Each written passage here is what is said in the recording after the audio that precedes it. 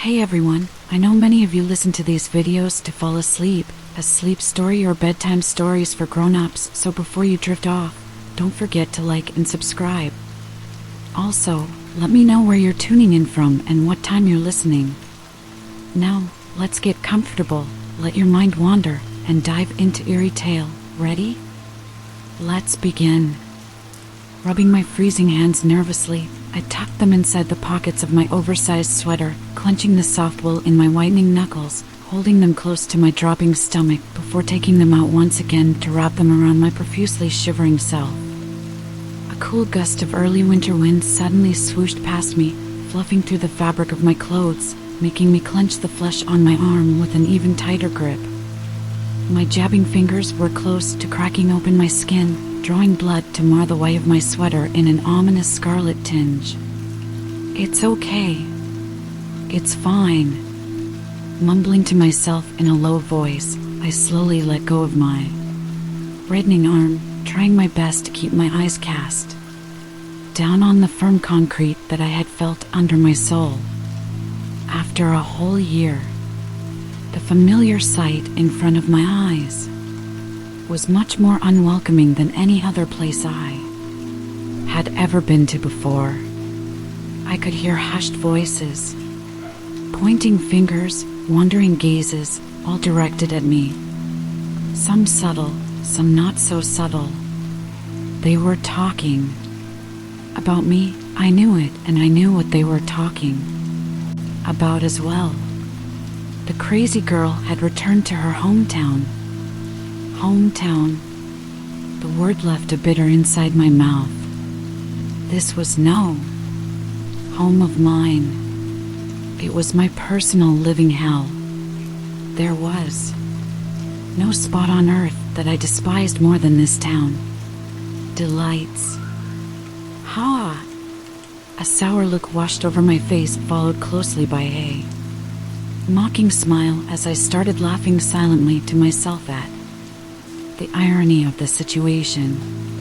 The town's existence in my life was in complete opposite to its name. It was anything but delightful in my memories. All this town had ever given me was raw pain. Its mere name was enough to send shivers down my spine, yet here I was roaming the streets of the most hated place on my list, delights, on the most hated night in my calendar, Halloween. Suddenly a small herd of children dressed in a colorful variety of ghouls, skeletons, and blanket ghosts ran past me, the chain from one of their costumes lightly hitting my jeans-clad knee, halting my thoughts as I flinched impulsively from the unexpected impact. Arg shit. I was barely able to suppress my scream, but covering it up with a cuss word didn't seem like a wise choice in the heat of the moment, as a mother passing by me hurriedly placed her hands on her little boy's ears while throwing dirty looks at me at the same time. Sorry. Murmuring a half-hearted sorry, I started taking longer strides, trying to put as much distance between me and the angry mother as possible. I was in no mood for a lecture or confrontation. Something much bigger was awaiting me, something much more sinister. Ugh. As soon as I turned the corner out of that woman's hearing range, I leaned my back against a tree, sliding slowly down the rough bark while letting out a loud groan. Why do I have to apologize for something I had no control over? Lifting one of my trembling hands, I pulled the hair tie out of my raven locks, letting several wavy tendrils frame my oval face, forming a temporary shield between me and the world I had no desire to face at the moment. The street I had stopped in was rather less populated. Small number of houses and even lesser people were present there, yet those few visages, some familiar, some unfamiliar, who had witnessed my mini breakdown, didn't forget to give me weird looks as they passed by. My heaving, crouched figure. None of them asked me whether I was doing fine or not. They never did. They just looked and judged. In their minds, the reason behind my panicking seemed to be a very minor one. At first, they had ignored it as a child's attempts at seeking attention, but as more and more time passed, the expression in their eyes changed. From indifference to revulsion, they considered me as the crazy girl who had episodes of hysteria on every Halloween, the crazy girl who even after graduating and leaving them all behind for good kept returning to them. On the 31st of every October, the crazy girl who, instead of going home to visit her parents, ran across the streets of the town at midnight. Crazy girl. God knows how much time passed before I lifted my head, passing a hand through my wild hair to swipe them away from hindering my vision. I had randomly settled down in the corner of the desolate street, but now that I looked closely, I found myself blocking the path to the house in front of me. A trail of wickedly smiling pumpkins was lining both sides of the track leading to their fancy porch. An abrupt urge to kick and tear every pumpkin appearing in my sight hit me out of nowhere, making me take a step back. I wanted to laugh out loud at my helplessness, but that would have only resulted in strengthening the onlookers' belief in the tale behind my madness. I hated this. I hated their stares. I hated their guts. They thought they knew it all when in reality they knew nothing. They hadn't encountered once what I had been encountering on this ominous night every single year. They hadn't seen what I had. They hadn't seen him. Hysteria.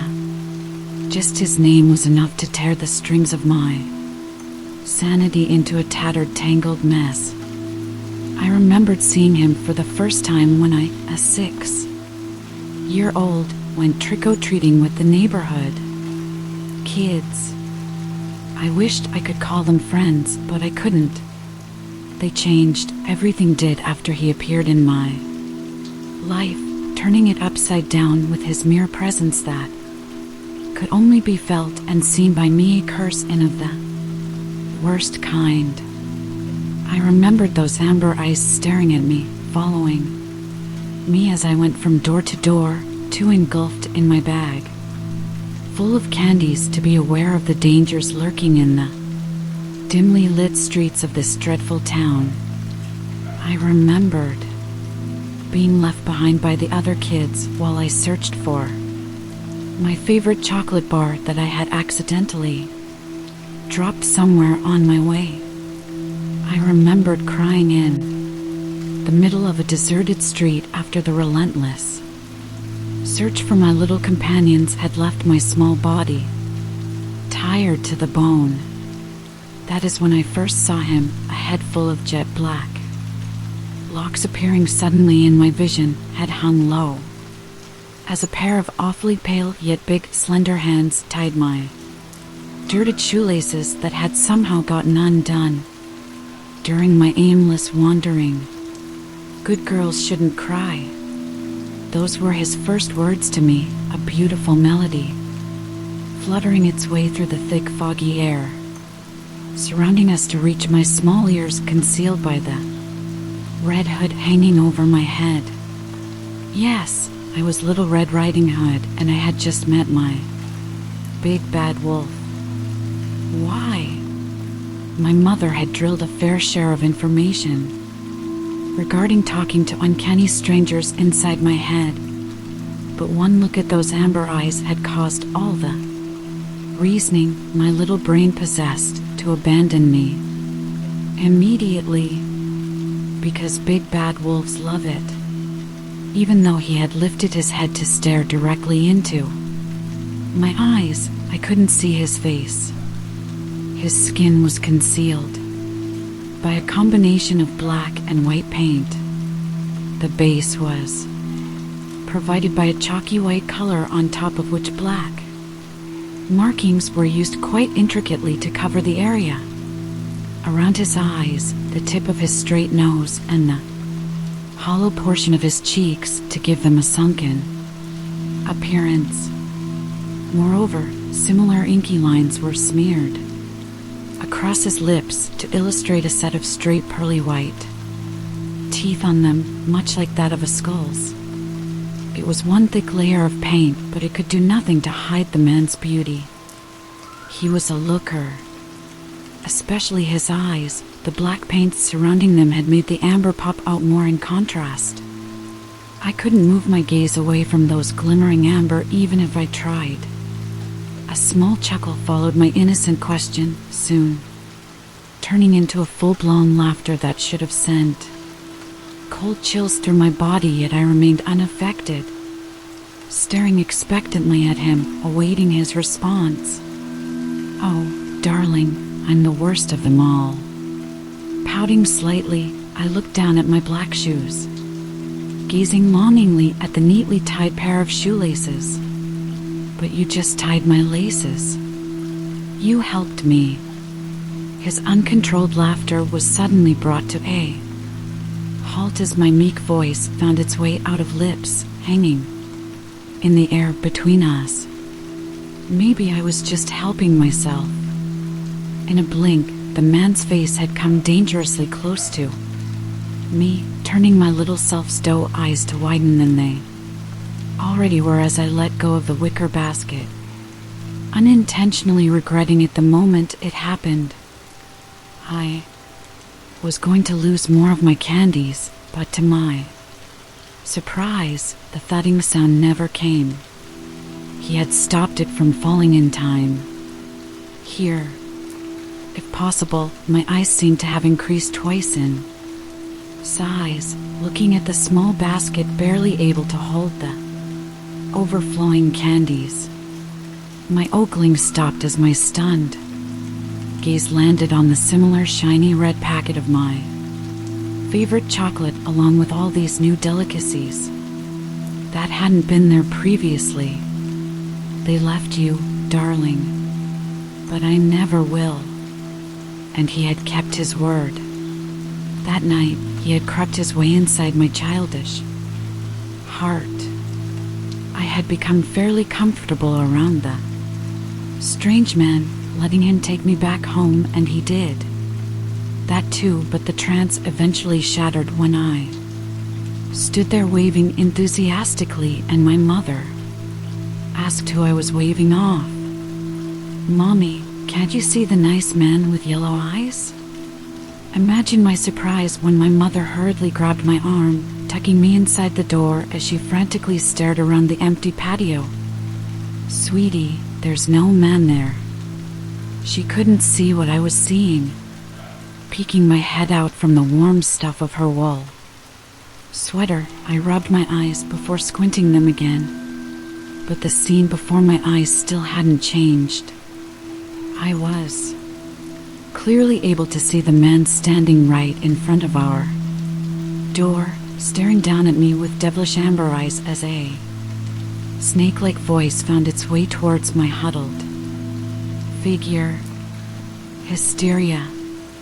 Everything following that night was a big dark blur, a black hole in which I was still trapped, hopelessly trying to find a way out, but the more I tried to crawl out, the more it sucked me right back into it. The next day, there were rumors of me talking to an invisible person in the neighborhood. They had seen me talking to thin air, walking hand in hand with nothing but space. Parents started murmuring about me. Their children began to avoid me. Nothing remained the same, nothing except for him. Just as he had said, he came to visit me on every Halloween. At first, He just remained in the shadows, a silhouette sitting in the rocking chair of our lounge, a dark shadow lying behind me on the bed, amber eyes staring at me through the half-parted doors of my closet. He never said anything, he just stared. He knew no one. Believed me, he knew I was all alone, he knew I was scared senseless of him, and he enjoyed every bit of it. He fed on it, fed on my hysteria. As the years passed, his tactics became more severe as, well, he'd take forms of several other creatures. That had been added to my scares me to death list over the time. He loved scaring me. Sometimes I could hear him laugh through the blur of my ear-piercing shrieks. Bastard relished my torment. I had thought that once I left the town, this would all stop, yet it didn't. After graduation, I had moved out to the city. I had mustered courage to go to my first Halloween party, yet all my efforts to socialize went straight down the drain when I witnessed the boy sitting next to me on the table, decomposing like a freaking corpse right before my eyes. A patch of skin from his left cheek falling straight down my blouse broke down the last piece of my resolve, making me throw a glass of punch at him as I ran out of there screaming like my tail was on fire. I had once again become the outcast everyone had left me, yet he didn't. Hysteria stayed with me. 2 years had passed since then, 2 years since I started coming back to delights every Halloween. People here had already labeled me as the crazy chick. It was better wandering here than making breaking news on different local news channels every year. A hideously dressed man halted my train of thoughts by suddenly appearing in front of me, thrusting a colorful pamphlet in my hands, the force of it making me almost fall back down on my butt. Ow! Letting the strange paper fall out of my hold, my hands immediately extended themselves in front of me in a defending position as I stared at the man with the guarded look in my gray hunted eyes, traveling up and down his build, scrutinizing him from head to toe. Clad in a colorful attire consisting of a red and blue silk shirt over a bright yellow pair of baggy pants, the clown stood smiling in front of me, adjusting the smeared fake blood on his chalk-white cheek while his scarlet-tinged wig was threatening to fall down his head any moment. Not a clown. Please. Abruptly, the man lifted the Polaroid camera that he had been gripping in his other hand, almost shoving it in front of my face. How about a picture, ma'am? Is he kidding me? No, thank you. Getting the words out of my gritted teeth, I tried side stepping the clown only for him to block my way yet again. Just one picture, ma'am. I wanted to hit the man for annoying me in such a critical situation, but at the same time I couldn't find it in myself to lash out at him for something he wasn't even responsible for. I can't behave in the same unfair manner with him that I myself have been experiencing for years. Peering over his shoulder, I could see that more and more people had started looking our way, most of them waiting for me to provide them with an interesting show, something to gossip about on dinner table for the upcoming nights. Okay. Great, just let me do a test take first. Please, just get it over with. Huffing out a frustrated sigh, I wrapped my arms in front of myself, glaring dagger straight at the camera's lens until my eyes got blinded momentarily by a flashing light followed closely by the soft click of the shutter. Oh, God. What now? pausing midway while rubbing my eyes with the back of my hand. I let a frown take over my expressions as I walked closer to the phony killer clown. He was holding out a Polaroid picture in front of me. Looking at him distrustfully, I carefully took the picture out of the man's hand, but as soon as I looked at the picture, my tight grip on its crumpled corner suddenly faltered, letting it slowly fall down to the ground on top of the radiant leaflet already lying down on the pavement. Why you aren't in the picture? He was right. The dirt-ridden picture lying silently on the asphalt near my feet was mocking me while displaying the scenario of a bustling street painted across its white surface, devoid of any raven-haired girl glaring through it. I was nowhere to be seen in it. What the hell? I had no idea why, but the clown had suddenly taken out his phone and had flipped open its front camera, pointing it towards both of us. His frenzied voice had urged me to look up at him first and then follow his eyes to see what had gotten him this terrified. My breath got caught in my throat the moment my eyes settled on the illuminated screen of the phone. The clown could be seen standing at the same point, right next to me, yet I was not present at the scene being shown in his camera. There was only him in the video, not me. And no, is this a part of Hysteria's sick games? I could feel my throat tightening once my brain processed what was happening around me. My jittery nerves had turned into a big blob of nervous wreck, making my heart sink into a pit of dark, bottomless pit. My trembling hands had left my sides, crawling over my shoulders to reach my neck, scratching at my throat to somehow help it let the trapped air out, yet only gasping sounds came out of my semi-parted lips. I was scared beyond words, with only one thought in my mind. It has started. Hey, are you all right? Ma'am, I was just pranking you. It was only a harmless publicity stunt. See, the video is pre-recorded. Look. The clown's worried face covered my whole vision as he leaned down in front of my hunched figure before practically thrusting his phone in my face. He was hastily tapping the screen of his phone, showing me the continuously appearing and disappearing sign of a big round pause button occupying the bottom of the screen. Prank, like the cool autumn breeze sweeping the dead leaves off of the ground. The clown's panic-stricken voice slowly brushed my hysteria away, revealing the reality of the situation to me.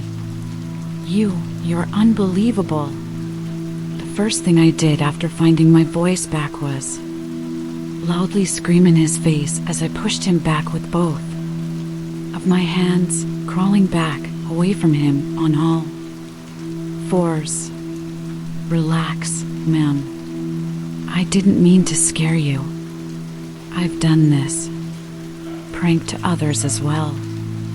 Holding up his hands in air, the clown looked around at the small crowd that had formed around us, drawing my attention to the herd of furiously whispering people as, well, looks like they've got their dinner table gossip.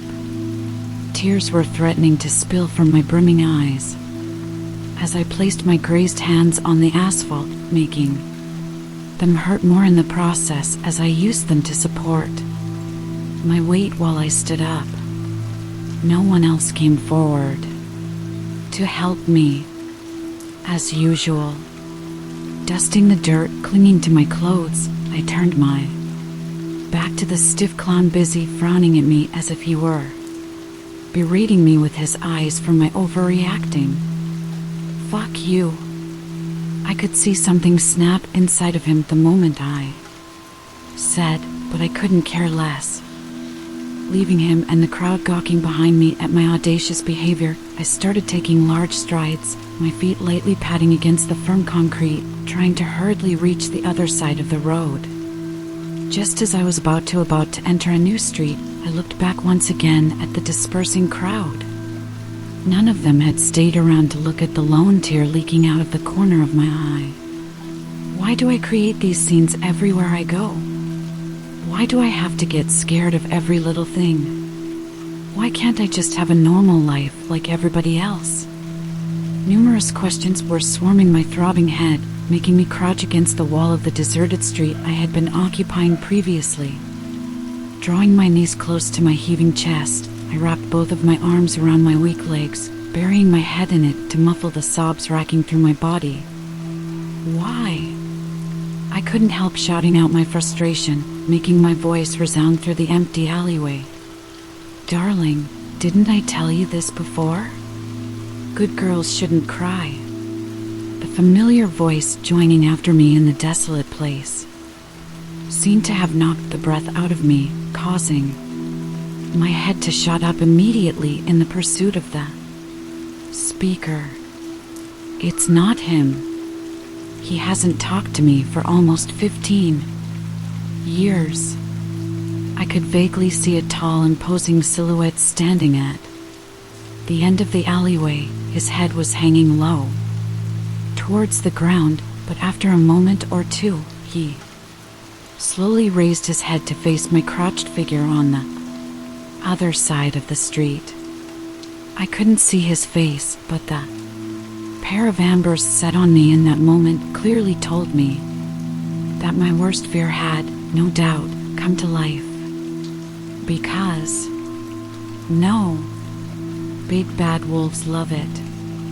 My name is Gia Wilson, and this is the story of my Hysteria. Big bad wolves love it. Continuing to lurk in the far shadows, his silhouette had uttered the sentence from quite a distance, yet the wind carrying his words to me made it appear like a hushed whisper teasing the skin behind my earlobe, resembling that of a lover's chaste kiss. No. Placing my hand behind the wall I had been leaning against, I hurriedly stood up. My legs felt weak, refusing to support my weight completely. It had gotten difficult to breathe normally, causing me to resort towards my gaping mouth for assistance. No. Slumped against the brick wall, panting heavily as my breasts heaved up and down rapidly, repeating the same word again and again like some broken record. I appeared as a total wreck. Yes, darling. Yes. My lips contorted into a disgusted grimace, hearing the abhorring endearment coming out of the vile creature's mouth. Don't look at me like that, darling. Didn't you miss hearing my voice? I hate you. Having been trapped inside my squirming insides for more than a decade, the sentence, although whispered out in a much less than compressed manner, had finally found a way out. I had wanted to say it out loud sooner, but he had never given me the chance. He never interacted with me apart from when he had tied my shoelaces and took me back home, which seemed to be the only exception to his no-talking rule. Now, you're making my heart ache, darling. Is this how you talk to someone who never left your side through all these difficult years? I could hear a tinge of mischief in his teasing tone, causing my blood to boil despite the constant shivers of fear that were washing all over my body. Who made these years difficult in the first place? Maybe the years of emotional torture had finally gotten to my head. him materializing in front of me in a normal, approachable form had definitely played a big role in turning me this bold. I felt less scared, or maybe I had just become crazier than before. Oh, my little darling has finally found a spine. Before I could even bat an eyelash, he had crossed the distance between us, his hazy outline transforming into a full-built man right before my eyes. I didn't even have the time to step away until it was too late. My feeble face was already clutched in his powerful grasp. I closed my eyes immediately, awaiting an unnatural blow to land and destroy my already wrecked body, but it never came. My eyes opened on their own accord when I felt him squishing my cheeks with his big hands. "Want me to take it out for you?" He was talking about my spine. Clenching my teeth, I tried to give him the best look of hatred that I could muster, but the second my eyes locked onto his, a trance resembling a slithering serpent rapidly crawled over my frozen body, curling around it. In mere seconds, until there was no hope left for me, the serpent was hissing this reality in my ears. He had returned, and he was close, too close for my liking. In spite of my will, my eyes started traveling over his features, drinking the sharp edges of his jawline, lingering over his plump, pale lips nestled perfectly under a straight nose. His face was yet again covered in a beautifully drawn skull makeup, similar to how a mural added more charm to a wall. The paint only made his beautiful features pop out more, especially his eyes. His eyes seemed like a pair of burning embers buried deep under a coal mine, pulling me with a magnetic force, drawing me in like the teasing twirls of fire, inciting the defenseless moth towards a demise. "Don't stare too much, darling. You're making me all shy."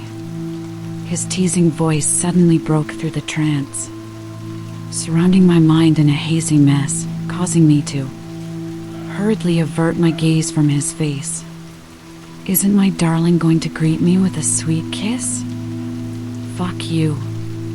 I had let the words out without fully processing them, much like a reflex action. Only after it was said out loud did I realize my mistake. All the ways he could torture me through the night started playing before my eyes, stopping only when I heard him let out a little chuckle. "Yeah, that too, but let's start with a kiss."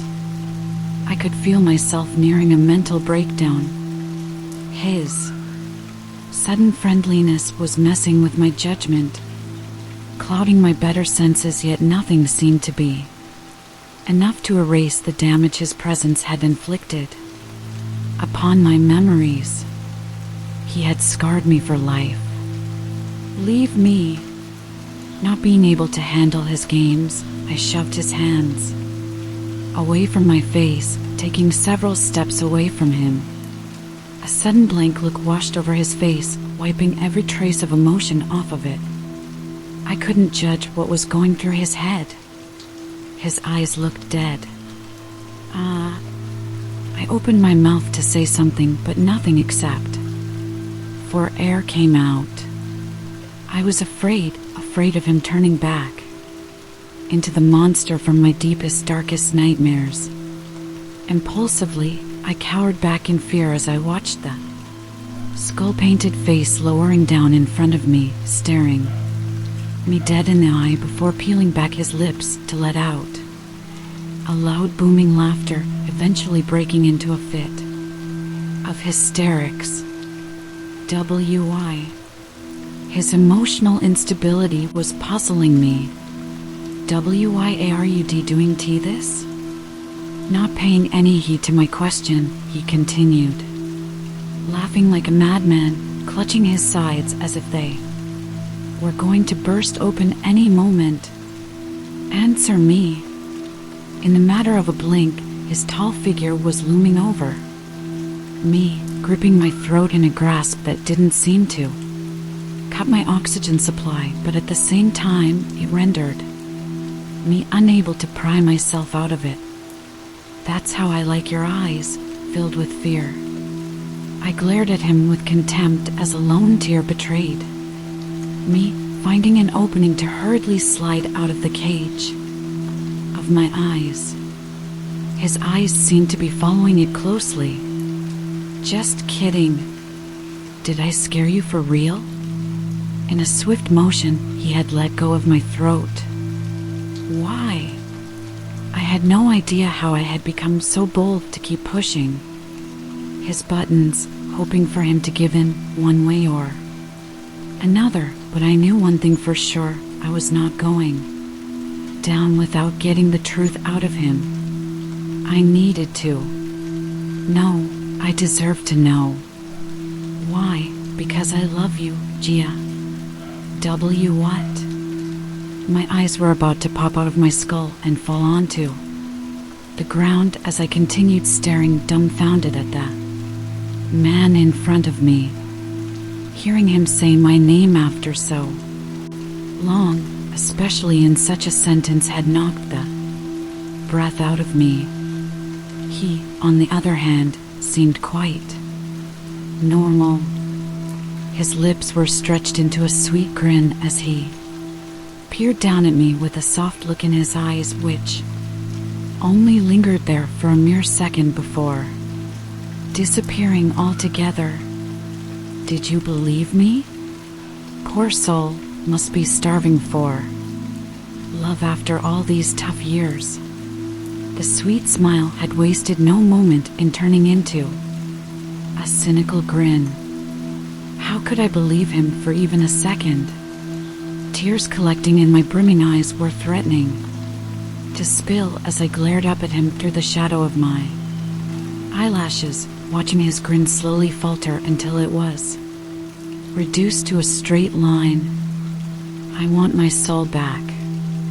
A frown formed across my forehead following his uncanny reply, deepening more as I saw him raising a hand to my face.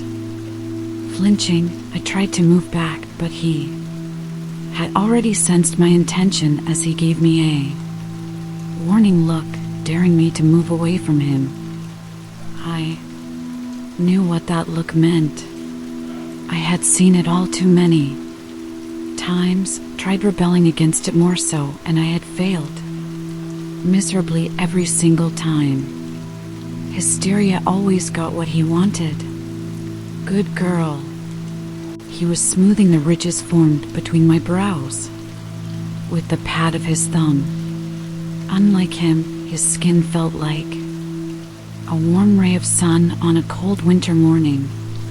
I hated feeling this way. I hated that in many years the first hand raised to genuinely comfort me was his.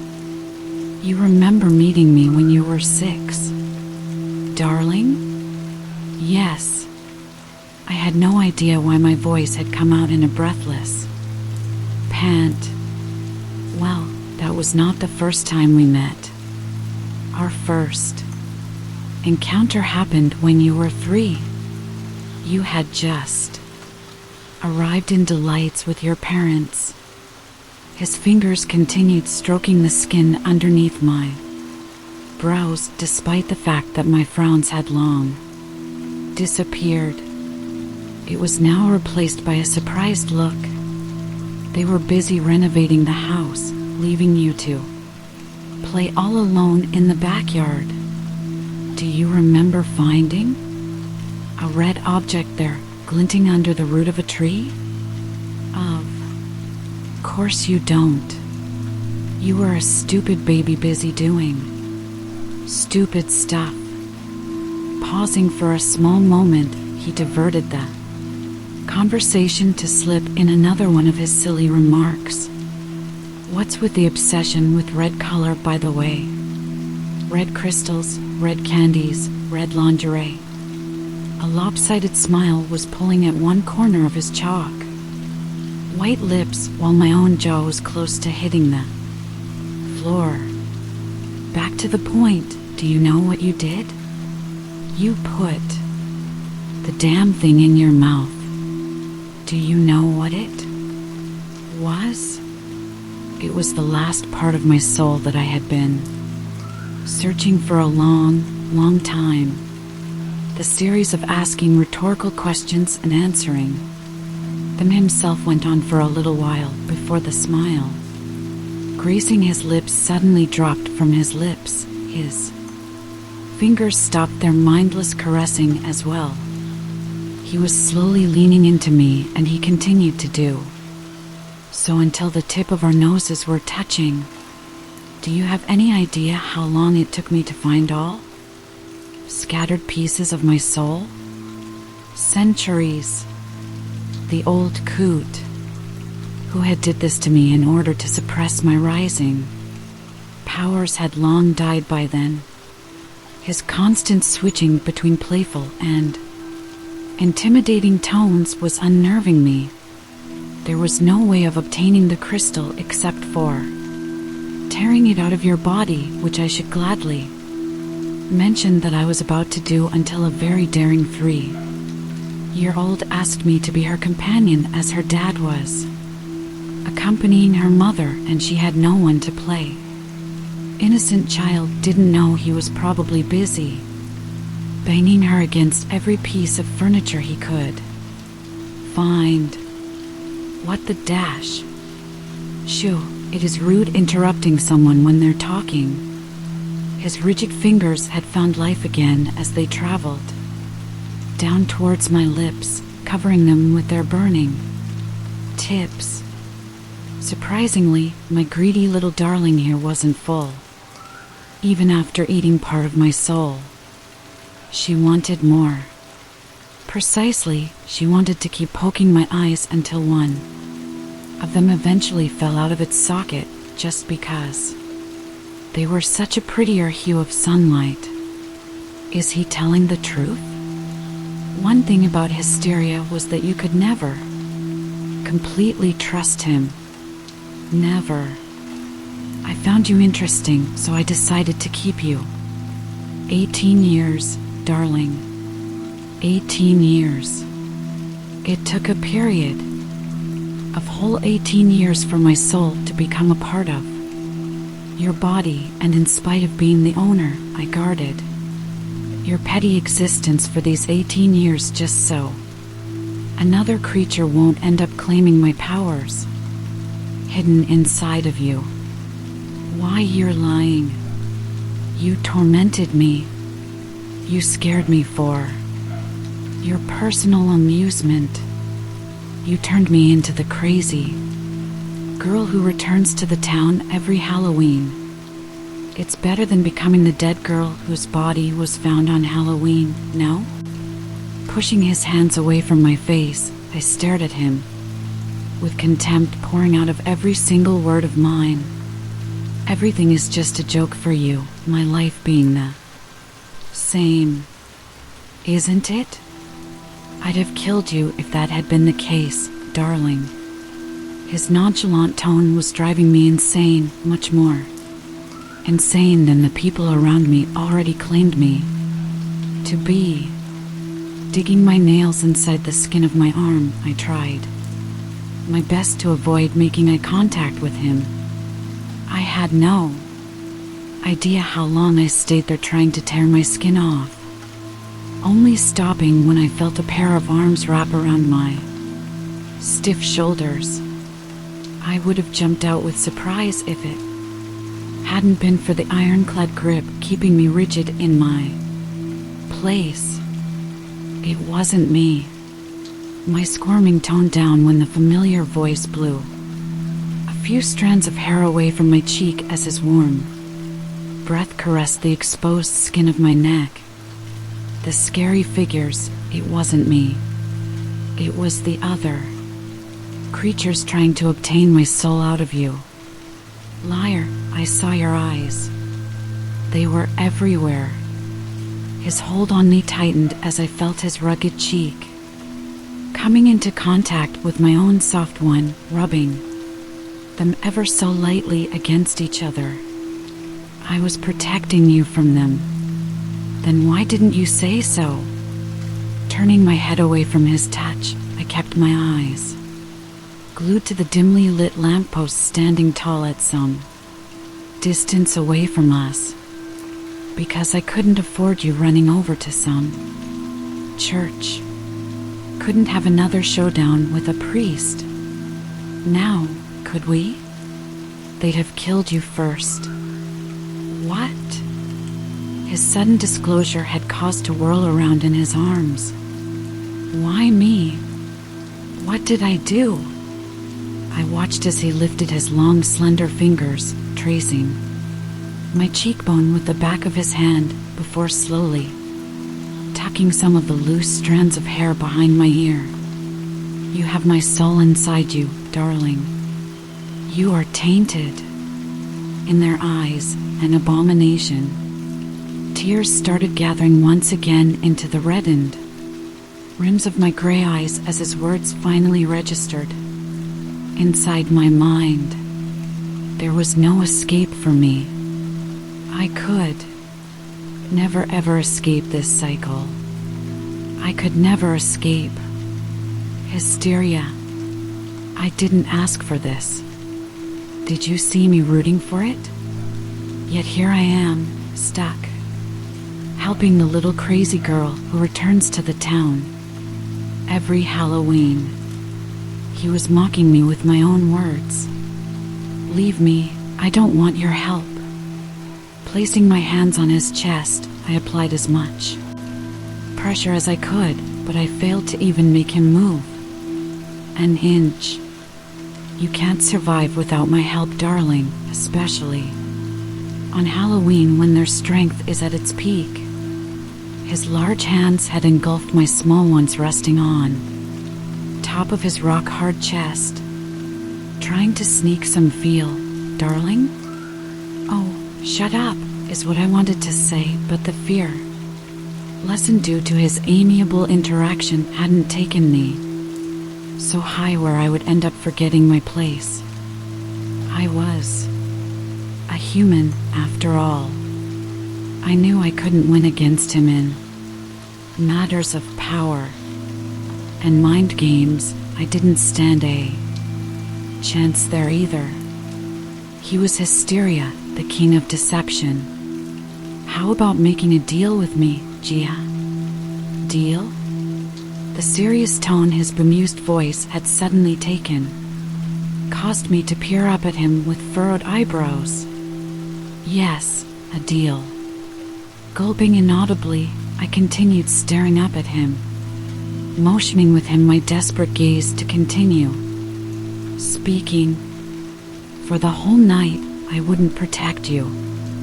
If you're able to protect yourself from the numerous entities lurking in every corner of the town, ready to pounce on you any moment, I'll leave you alone. But if you fail in doing so, you'll have to pay for it with your life. The serious air surrounding abruptly disappeared as he gave me a big grin, showing me a set of perfectly aligned, pearly white teeth. Unless, of course, you ask for my help. 3 helplines you have. If you ask me to help you for the 3rd time. He paused for a mere moment, reducing the grin to a small tilted smirk as he stared at me with a set of glimmering amber eyes. You'll be mine. With that, his body turned into a big cluster of several black butterflies, causing me to let out a loud scream from the sudden shock. Run, darling. Run.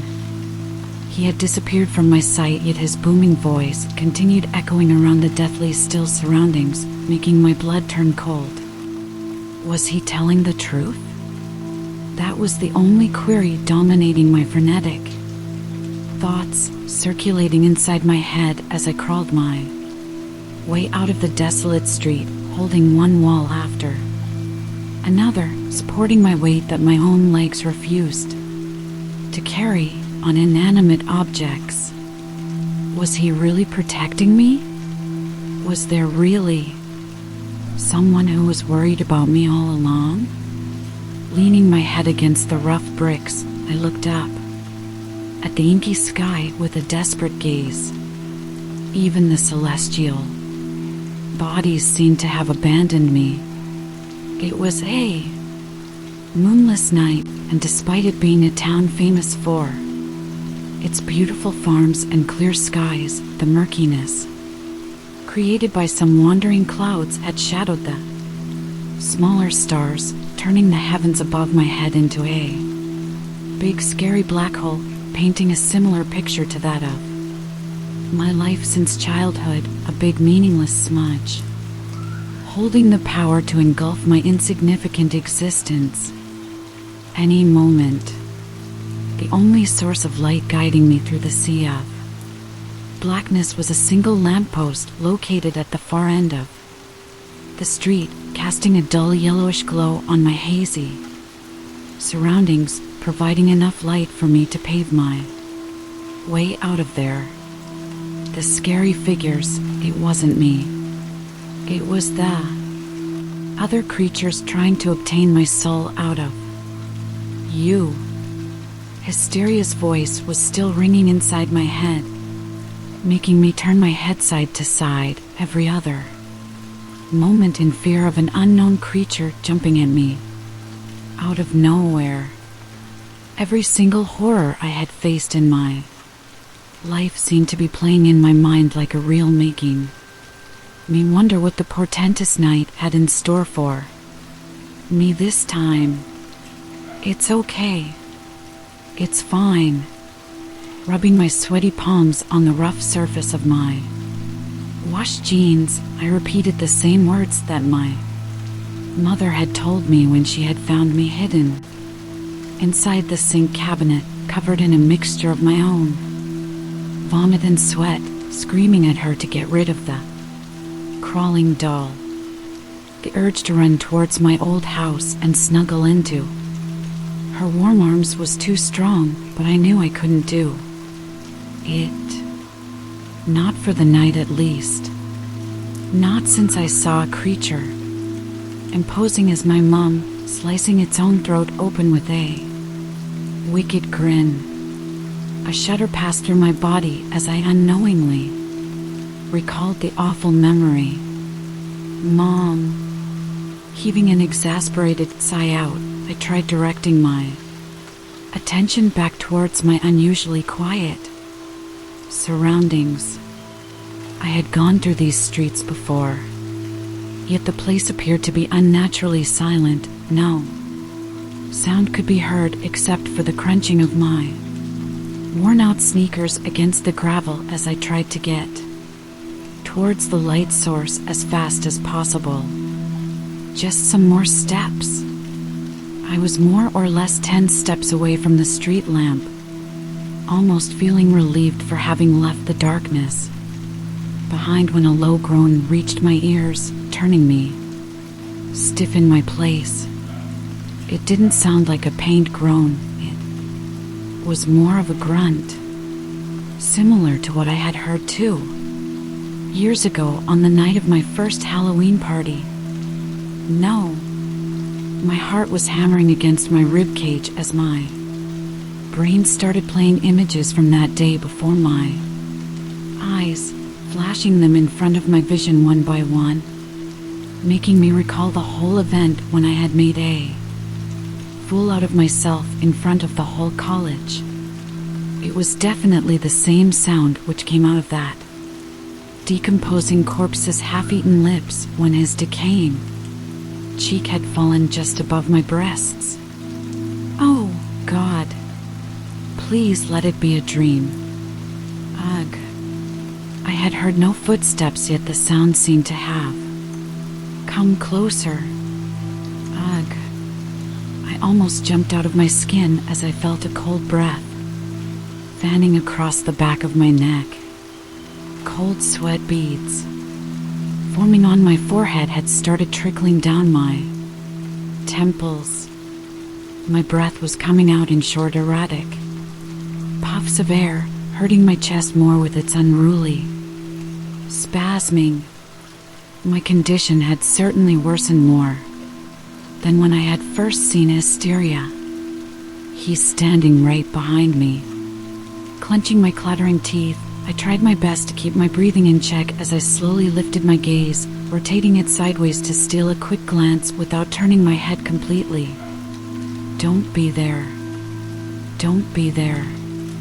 Just as my eyes settled on the heap of my own raven, locks flowing down the tip of my shoulder, a festering head appeared out from behind my shoulder, scaring the daylights out of me.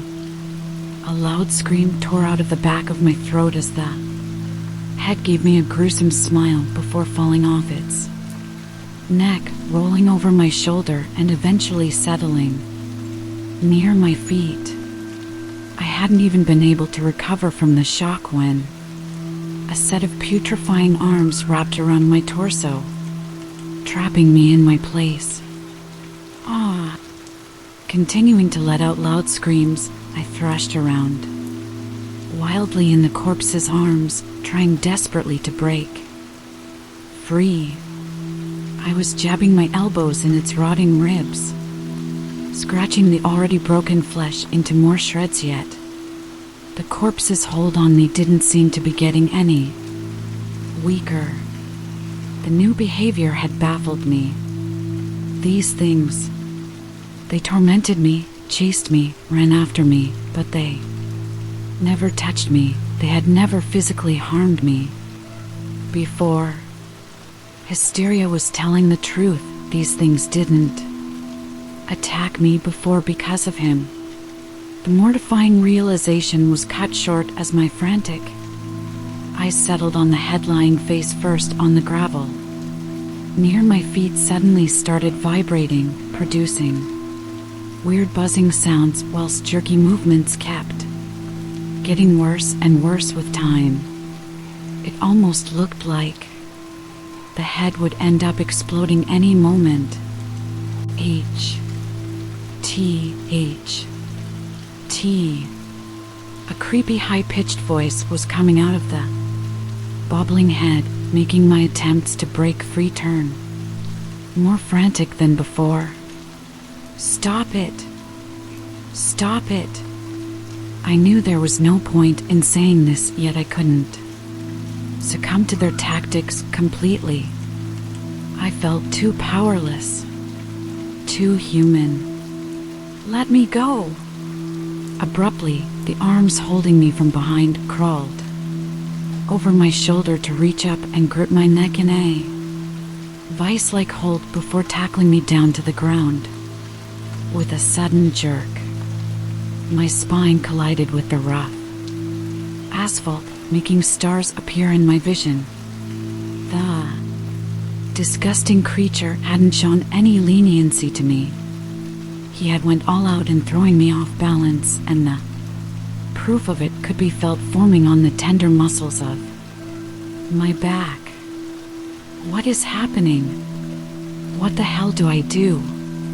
My berserk efforts at freeing myself abruptly came to a halt as I witnessed the head, which had been buzzing, furiously stop its frantic spasm, turning deathly still on the ground. It doesn't look so good. Slowly, the head came back to life as it rolled over to the other side, providing me with a clearer look of its face, which I had failed to see before. It had an eye gauged.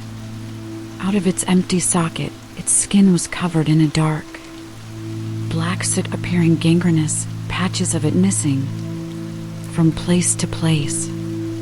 Its decomposing lips were stretched into a crazed, triumphant smile, which seemed to get bigger and bigger in size. Bigger? That's when I realized that the head wasn't get big in literal sense. It had just started rolling closer to me. Hell.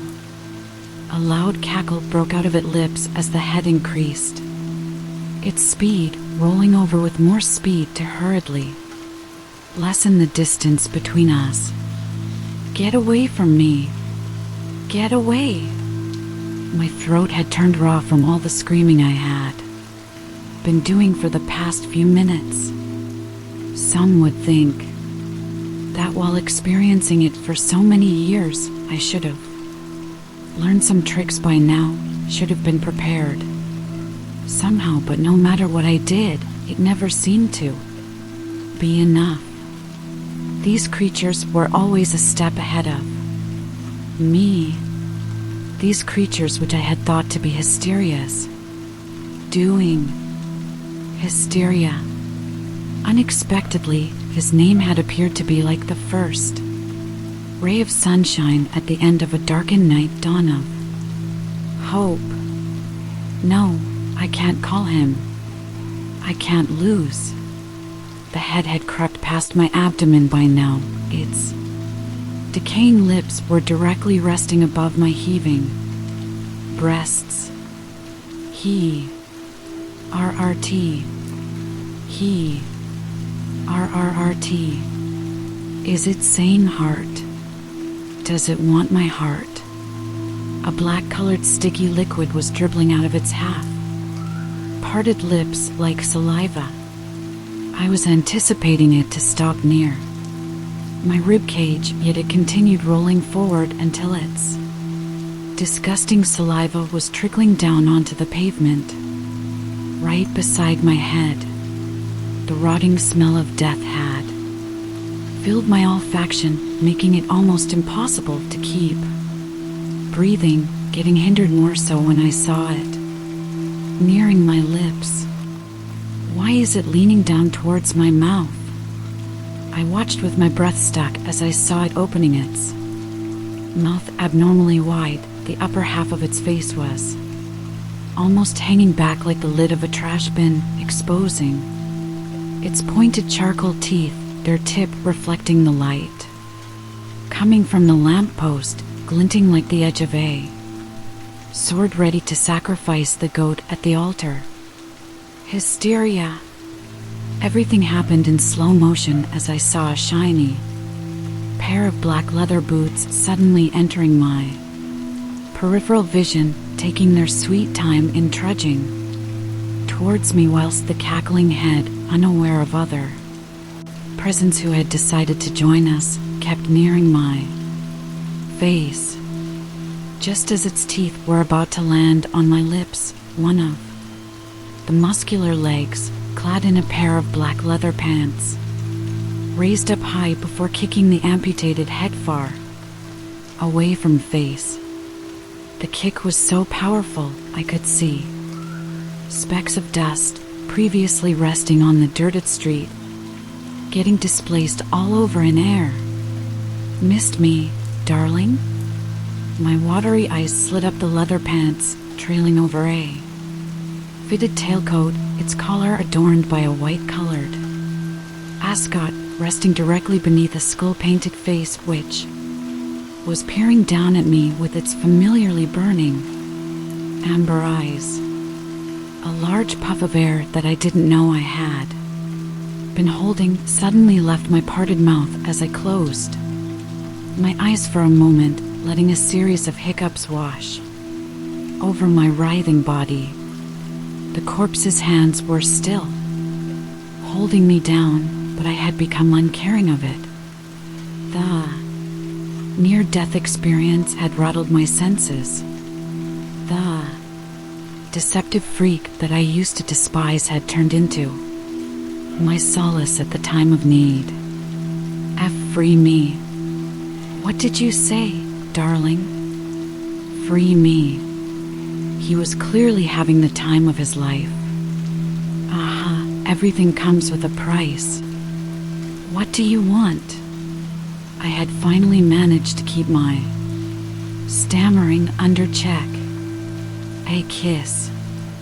He must have seen the baffled look on my face because of the way his lips stretched into a full-blown smile as he tilted his head, letting his shoulder-length jet black locks fall to one side before completing the rest of his sentence. to share the lost part of my soul with me. A cackling sound resounded through the empty streets, filled my vision with chilling scenario that I had encountered mere moments ago. My eyes wandered to the side to see the concrete beside my head laced with sooty saliva dribbling out of that thing's mouth. Its pungent odor was still lingering in the air. Tick-tock, tick-tock. Hysteria continued, looking down at me with his head tilted while producing ticking sounds of a clock out of his mouth. Less staring, more work, darling. Someone's getting impatient. HTHRT.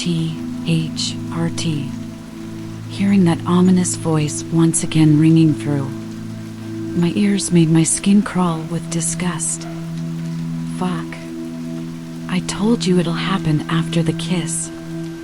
Hey, I just realized a word of your interest that also rhymes with talk. I didn't know I would ever be thinking this, but his meaningless chattering was still better than the corpse's weird noises. Out of the corner of my eye, I could see a dark circular blur rolling towards me with an unnatural speed, inching closer and closer with every moment I spent making my decision. I could see it leaving a black trail after it on the asphalt as its multiple pointed teeth took turns in glinting under the dull glow coming from the lamppost. The creature was going to devour me. Tick-tock. RRT. Their unsynchronized voices had managed to produce an ear-shattering cacophony, wreaking havoc inside my jumbled mind. Hysteria had given me 3 chances, but the creature, once it gets its hands on me, which ironically were already holding me in an ironclad hold, was not going to spare me. There were no second chances with the rotten corpse. Heart. The deranged head had come extremely close to me. I could see it opening its disgusting mouth in advance, getting ready to pounce on me again. Fine. Good choice. A sudden whoosh of air accompanied his nonchalant remark before I saw a katana appearing in his hand out of thin air, slashing through the corpse's body before impaling the bobbling head with the sword's sharp tip. Right in front of my eyes, he held the impaled head. Close to his face, a sinister glimmer passing through his amber eyes for a small moment before he smashed it on the pavement, making black gooey mess fly out in every direction, a lone eye landing right near my foot. Ah! Unbeknownst to me, a shriek found its way out my wide hanging jaw, making me rapidly crawl away from the horrifying scene. Eyes on me, darling. Big warm hands lightly touched my cheeks, turning my head away from the oozing eye lying near the place I was previously sprawled on. Who are you? My voice had yet again transformed in a stammering mess of words as I gawked at the man who had slashed the powerful demon with a mere blow. I hadn't been able to get out of the weak creature's hold. How am I to escape the clutches of this insanely powerful entity? Suddenly a warm pat of a thumb rubbed the skin under my eyes, wiping the patches of transparent liquid flowing down my cheek, hindering my thought process, rendering me unable to reason anymore. A low voice was whispering something in my ear, but before my mind could comprehend the meaning behind those words, a pair of soft lips started tracing a path down to the corner of my trembling lips, covering them swiftly, without any warning. MMPH. I had expected the paint on his lips to taste like chalk, yet it didn't. The paint wasn't smearing my lips either. It almost felt like a part of his skin. his lips on the other hand. They felt sweeter than any fruit I had ever consumed. His thumb and index finger was holding my chin in its place, guiding my face to suit his lips' chaste movements. Contrary to my expectation, his touch was way more gentle than his colorful personality. He was kissing my lips as if they were made of glass. The sweet torture of repeated small hot pecks went on for some moments before he applied pressure on my chin, urging me to part my lips, and the moment I did, he slipped his hot tongue inside my drying mouth, claiming it as his own territory. Soon, another sensation started taking over my body as I felt him sucking something more than my tongue. I could feel him sucking something out of me. My body was getting weaker by the minute, and by the way he used his free arm to wrap around my waist, I could tell he was aware of my deteriorating condition as well. Just as I was steps away from losing my consciousness, he separated our perfectly joined lips before bending forward to carefully lie me down on the hard ground, hovering over my face to give me one last look of his crazed smile. The man whispered the same words in my ear that he had before he had captured my mouth with his own. "You know me, darling. I'm your Hysteria." Something heavy was weighing me down, a mass resting on top of my chest. My limbs felt numb, devoid of any other sensation apart from thousands of insects crawling all over my body. It was too dark, too quiet. I tried peering my eyes open to inspect my condition, but the more force I applied to part my lids, the heavier they became. I could feel nothing apart from the mass pressing into my ribcage, which was gradually sliding down, creeping towards my abdomen. My sweater seemed to have ridden up in the process by the way my muscles clenched the moment they come into contact with the furry sensation. Furry? The realization seemed to have woken up my sleepy mind, causing me to sit up with a sudden jolt. A small yelp accompanied my abrupt movement, making me shift my widened eyes down only to find a pair of yellow eyes looking up at me through the gap between my thighs. It was a small black kitten, which had been lying on top my torso and had fallen down on my legs due to my unannounced action. Rubbing the back of head with the side of my palm, I picked the kitten up with my left hand, looking around at the same time as I pushed my legs to stand up. As far as my sight allowed, I could only see a humongous sugarcane field surrounding me. How in hell did I end up here? Meow. The soft purring brought my attention back towards the small creature huddled in my palm, looking up at me with its cute little amber eyes. Wait, amber eyes? Hysteria? A slow Cheshire cat-like grin spread across the kitten's lips, taking over more than half of its small face, making me turn pale with the realization. I had heard that jinns can take forms of both humans and animals, but I had never witnessed it with my own eyes. Seeing it happen before me seemed to have rattled my brain. Is he a jinn? Just as I was about to look at the kitten closely, it jumped up towards my face, licking my lips with its slimy tongue before sprinting away without a look back. It took me a moment or two to recover from the shock. Hysteria was guarding my unconscious body in animal form, yet he was the one who had brought me here in the first place, and now that rascal had run away, leaving me alone in this unfamiliar place. Come back here, you bastard. Take me out of here. I shouted loudly in the direction the kitten had disappeared off to, hoping for some kind of cheeky reply to resonate through the dark, but only soft whooshing of air answered me back. Fuck you. Nothing. Is this your way of dumping me in a harder level? This is my life, not a game. I continued speaking gibberish, aiming to cajole a remark out of him, but still no sound was heard. Puffing my cheeks with frustration, I took my phone out of the back pocket of jeans, turning its flashlight on to cast some light on the murky fields encircling me. Nothing much was visible except for the green leaves resting on top of tall stalks sticking in every other direction. Cool night breeze passing through the crop would stir the deadly silence every other minute by rustling the tips of the elongated leaves, urging me to tighten my clutch on my phone impulsively as I continued looking side to side in order to avoid a repeat telecast of the night earlier.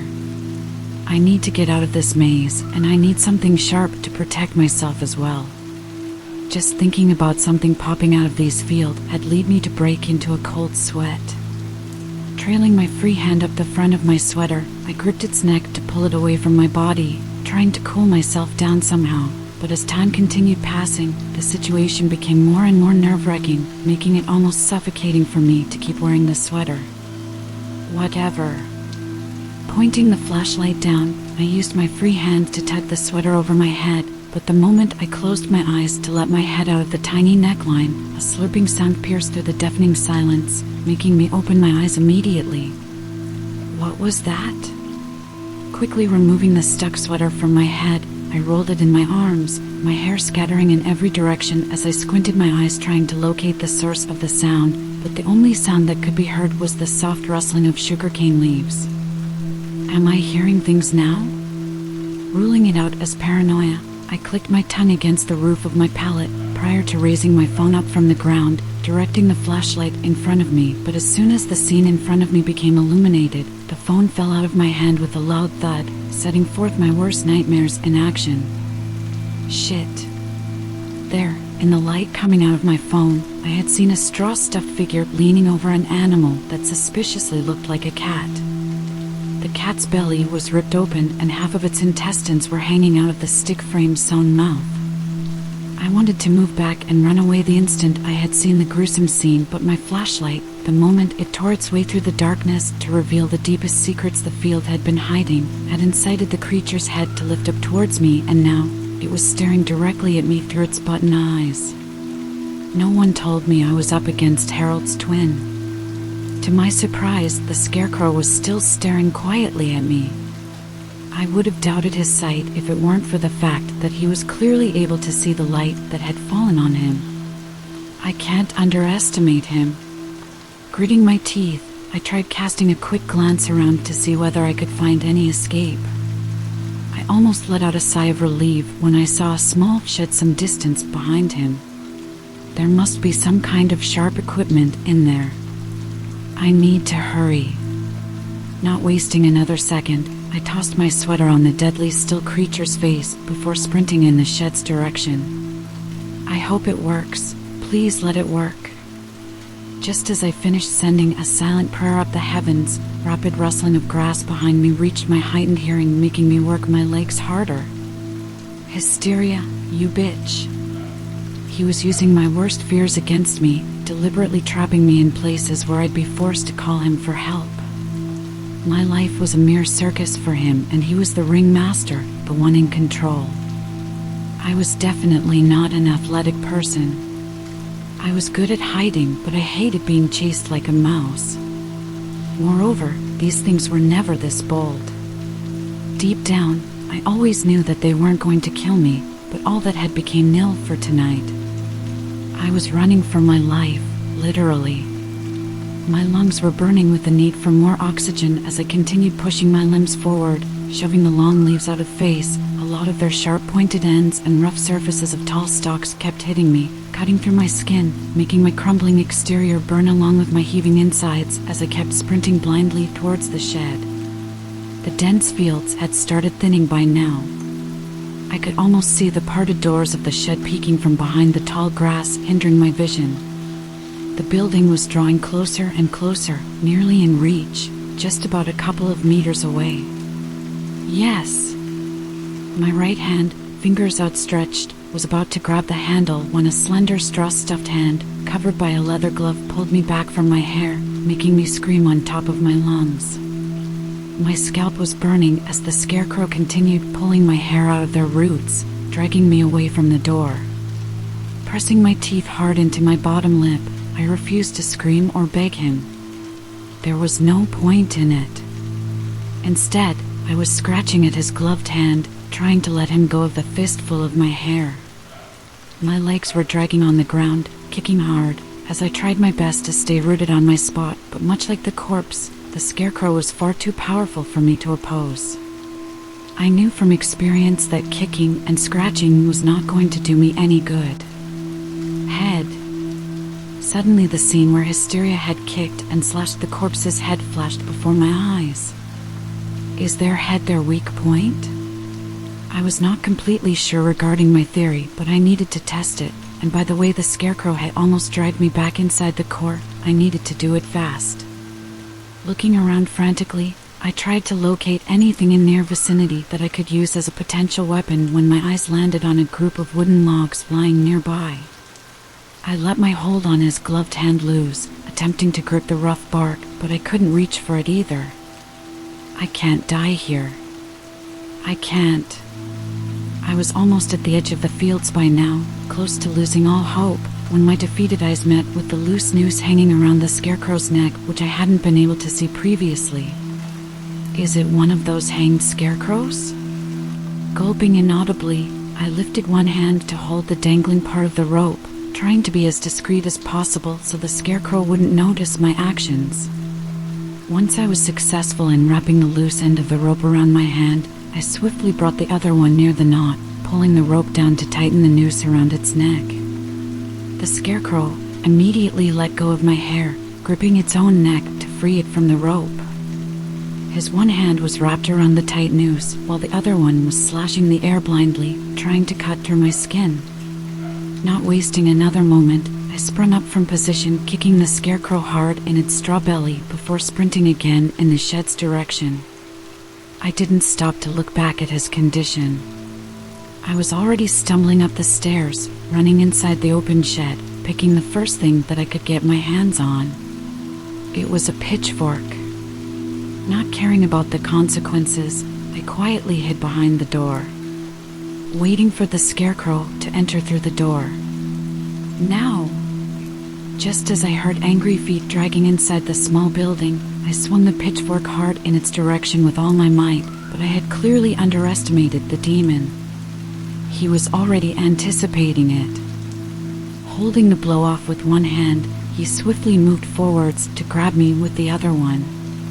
I had expected him to immediately snap my neck like a twig, but contrary to my assumption, the creature started inching closer and closer to me until its poorly sewn face was directly in front of me. He's trying to suck Hysteria's soul out of me. The demon was clearly distracted and vulnerable, and I knew for a fact that all his attention was fixated on my lips, which definitely provided me with an opening. My eyes slowly slid up the table, which he had pinned me against, my eyes traveling over the place where I had picked up the pitchfork from, eventually landing on a sickle lying nearby. This is my chance. I have to do it like he did. Recalling the event from my memory, I let my hand wander back, probing lightly over the wooden surface until it landed on a cylindrical handle made of metal. Go! With one swift blow, I had separated the scarecrow's head away from its shoulder. It fell down with a loud thud, but before it could turn into an updated version of the corpse, I buried the pointed corner of the sickle in it, lifting it up to smash it hard against the rough surface of the wall behind me, much like Hysteria had done. Right in front of my eyes, the scarecrow's body and head both evaporated into a thick black smoke. I did it. I couldn't describe the mixed feelings swirling around in me at that point. I felt relieved to some extent, but there was still raw fear buried inside its surface, as I knew that it was not the end. The night was still young. More of these were going to come after me. Sickles still gripped in my hand tightly, I passed the other hand through my messy ink-colored locks, pushing them away from my sweaty forehead before turning to move out of the dark building. The moment I stepped out of the small shed, I saw a silhouette leaning against the wall adjacent to the door, his amber eyes giving me a scrutinizing look. My darling learns fast. Not wanting to indulge in his meaningless chatter, I avoided making eye contact with him as I started trudging silently towards the road, which definitely wasn't there before. Cold night air was biting my exposed skin, leading me to push my clavicles inward in order to tuck my torso, barely covered by a flimsy tank top, inside the cage of my arms. My trunk missed the warmth provided by my wool sweater while my hand was itching to turn back and grab the sickle I had dropped near the side of the road to avoid drawing suspicious looks. The adrenaline rush I had been riding on for oh so long had finally went back to its normal level, leaving me behind feeling more tired and anxious than before. My sneakers were producing weird squeaky sounds. I dragged them along the rough pavement I had been walking indefinitely for what seemed like hours. Raising my heavy eyelids, I glanced at the fancy colossal hands of a round clock adorning the clock tower in front of me. It was way past midnight, 2 a.m. to be more precise. I could scarcely tell it by the way the crowd roaming the town square had leaned towards an adult audience, with little to no children in sight. Multiple pairs of eyes were burning holes into my worn-out body, yet I wasn't affected much by them, as it was still better than the haunting eyes I'd been seeing all night. Whether it be a decomposing one, a buttoned one, or burning embers. My first encounter of the night with that hideous creature had filled me with doubt, drilling it inside my head that I wouldn't be able to survive alone for the whole night, but the surprise victory I had stumbled upon in case of the scarecrow had eventually given me some hope that I wouldn't be needing someone else's help to ensure my salvation, hope that I had miraculously become my own dawn. Suddenly a chortling group of teenage girls dressed as witches passed by me, the loud noises urging me to turn my head towards them, immediately making me regret my decision as my wandering eyes landed on the jolly group, more specifically the girl witch walking 2 or 3 feet behind them. She clearly was neither interested nor involved in the group's conversation. In fact, her eyes were trained right on me, unnerving me with her odd stare. Passing a quick glance at her group talking nonchalantly amongst themselves, I moved my gaze back towards the lone girl only to find her giving me a weird smile. That's when I realized she wasn't human. She was a real witch. "It's okay. It's fine." Repeating the words for the umpteenth time in my head, I averted my eyes from her, keeping them trained on my brown sneakers, which once used to be white, trying to focus more on my next step rather than the queer witch staring at me. Right, left, right. Too focused on my drill, I was crossing the showcase window of a shop when the mannequin displayed in there jumped towards the glass and started banging against it as if trying to break it with her mere hands to reach me. Shit. Through sheer luck, I had managed to remain quiet at the unforeseen occurrence, saving myself from the addition of another embarrassing situation I had faced in public, but my feet hadn't been all that lucky. In the end, I had twisted my ankle in my attempt to turn away from the glass and had as a result bumped against the witch staring at me, making my eyes almost pop out of my sockets. I had no idea what to say or how to behave. I was opening and closing my half-parted lips in an alternate manner resembling a fish as I gawked at the uncanny existence in front of me with only one thing in my mind. Shouldn't have dropped that sickle. Here, for you. The witch tilted her black hat back, giving me a devious smile with her black painted lips as she all but thrusted an object in my hands before disappearing right before my eyes.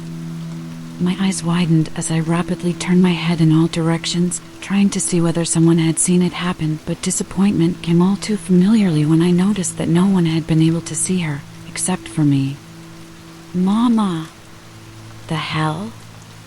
I had no idea that I had been pressing something soft with my fingers until a creepy voice emerged from beneath my breasts, making me let go of the object immediately. Boo-hoo! I could definitely sense my soul leaving my body the moment I stepped back to peer down at the object that had fallen out of my arms and was now lying face front on the gravel near the sidewalk while producing mechanical pre-recorded sounds of a crying child. Boo-hoo! Oh, God. It was one of the things that I hated the most after Hysteria, a vintage mama doll. No. Please, no. The rendezvous with my little doll from childhood was still fresh in my mind, the night my doll had suddenly come to life and scared me to death, inciting me to seek refuge in a dark, damp sink cabinet for hours. It was the same night I had developed claustrophobia along with a deep, dark hatred for dolls. Mama! Following the squeaky voice, the doll rotated its head back at an angle impossible for a human. Its body was still laying face first on the ground, but its head had now turned towards me, staring me square in the eye as a creepy smile pulled at both corners of its plastic lips, making my blood freeze with horror inside my vessels. The newfound confidence which I had acquired after slashing the scarecrow had completely abandoned me, transforming me back into the child hidden underneath the sink, afraid of her most favorite doll crawling around her house in quest of her. I could hear the wild thumping of my heart along with loud swooshing of blood traveling away from my face, draining all color from it. My mouth was getting drier by the second, my chapped lips were meshed against each other, getting heavily assaulted by my teeth as I looked around hoping for anyone to see the agony painted all across my face, yet like my every desperate attempt to find refuge in other people, my sight came back empty-handed, bereft of any comfort. Ma. The doll's tone had turned into a slower, more unnerving version of its previous childish voice, making me slowly take another step back from it. If I start running blindly and it attacks me from behind like the corpse, it's game over for me. My wide-eyed gaze, fiercely searching for a suitable escape route, suddenly turned horrified as I noticed the doll missing from its original position. Ma. The sound had come from just under my legs. Before I even had the chance to look down, a sharp pain shot up my foot, making me hastily jerk it back and forth in order to get rid of the source of my discomfort. If it had been possible for my eyes to get bigger, they definitely have, by the time I saw a little head full of blonde curls stuck to my ankle, its sharp teeth digging inside the skin above my ankle. Blood was furiously oozing out of the fresh wound, rapidly soaking my already dirted sneaker in a messy crimson tinge. Ah! Numerous shrieks were tearing their way out of my mouth as I felt the doll's teeth digging deeper inside my flesh, almost grazing the bone. The bitch is about to crunch my bone. The thought immediately set my body in motion, my crumbling defenses kicking in as I raised my leg high up in air before banging the side of my leg against the corner of the wall. I was trying to aim for Doll's head because I had a notion that I wouldn't be able to separate her from my flesh by merely pulling her fake hair out. Get off already, you bitch. More and more people had started looking my way, probably questioning the death of my last 2 brain cells as I, uncaring of their stares, continued smashing my bleeding ankle against the brick wall. After several wild kicks to its head, the doll finally landed hard on the ground with a small thud. The relentless banging had cracked its skull, yet the creepy smile was still lingering on its sickening pink lips as its dazed eyes stayed locked on me through all the ruckus. Ma. Its voice had turned much lower and thicker in comparison than before. It almost sounded like a male was talking to me. I didn't give birth to an ugly creature like you. You hear me? Several gazes were burning a hole through my back, but I didn't give a damn in that moment. My focus was set on the battered doll on the ground. I had let her win once. I wasn't letting her win again. I want your head, bitch. That did cajole a couple of gasps from the crowd gathering around me. They couldn't see the doll, but probably couldn't see my bleeding ankle as well. I was going to do the same, pretend that they didn't exist. I was searching for something sharp to cut its neck, but when I couldn't find anything, I decided on detaching it from the trunk with my bare hands. Being careful of not going near her lips, I tried gripping her blonde locks, yet she still managed to get a chunkful of the soft flesh on my hand, making me let out another wail of pain. All the pent-up anger from my childhood seemed to have been unleashed as I punched the little devil with my uninjured hand as hard as I could, deflating one side of its face, making it instantly let go of my hand that it had been munching on previously. This is for ruining my childhood. Not paying any attention to their horrified stares, as I had completely lost it, I landed another punch on the fake Barbie's face. And this is for making me claustrophobic. Another punch. And this is for ruining my sneakers. I must have looked utterly crazy, straddling air, delivering punches to earth, but in that moment, I couldn't care giving a damn. I was too contented with the visible results. The doll's face was totally ruined. After I was done letting my stream out, I grabbed the doll's body with my bleeding hand and its crushed head with another and separated them with a forceful jerk before throwing them both far away. See you in hell. I didn't know I had been crying until cold air kissed my freezing cheeks, making me feel the tightness of my cheeks due to dried patches of tears lacing them. I was slowly returning back to my senses. The pain in my heart was intensifying more and more with every pump it applied to keep me alive. Lifting my hooded eyes, I stared at the small crowd gathered around me. One or two of them seemed to be holding their phones to their ears. Yes, near town square. Yes, she's standing right in front of me. My eyebrows furrowed as I realized what they were doing. They had probably called the police or some kind of crisis center for help. Gritting my teeth, I started walking away from the herd. Some of them tried stopping me, coercing me into thinking that they could help me, but I kept shoving their extended hands away, walking briskly to avoid an unwanted encounter with the authorities, slowing down only when I was sure that I had come far away from them. Pathetic. Trudging aimlessly for some time, I eventually found a desolate alley to rest my back. I couldn't walk anymore. The wound on my feet was making it more and more impossible to continue sauntering. Why am I so pathetic?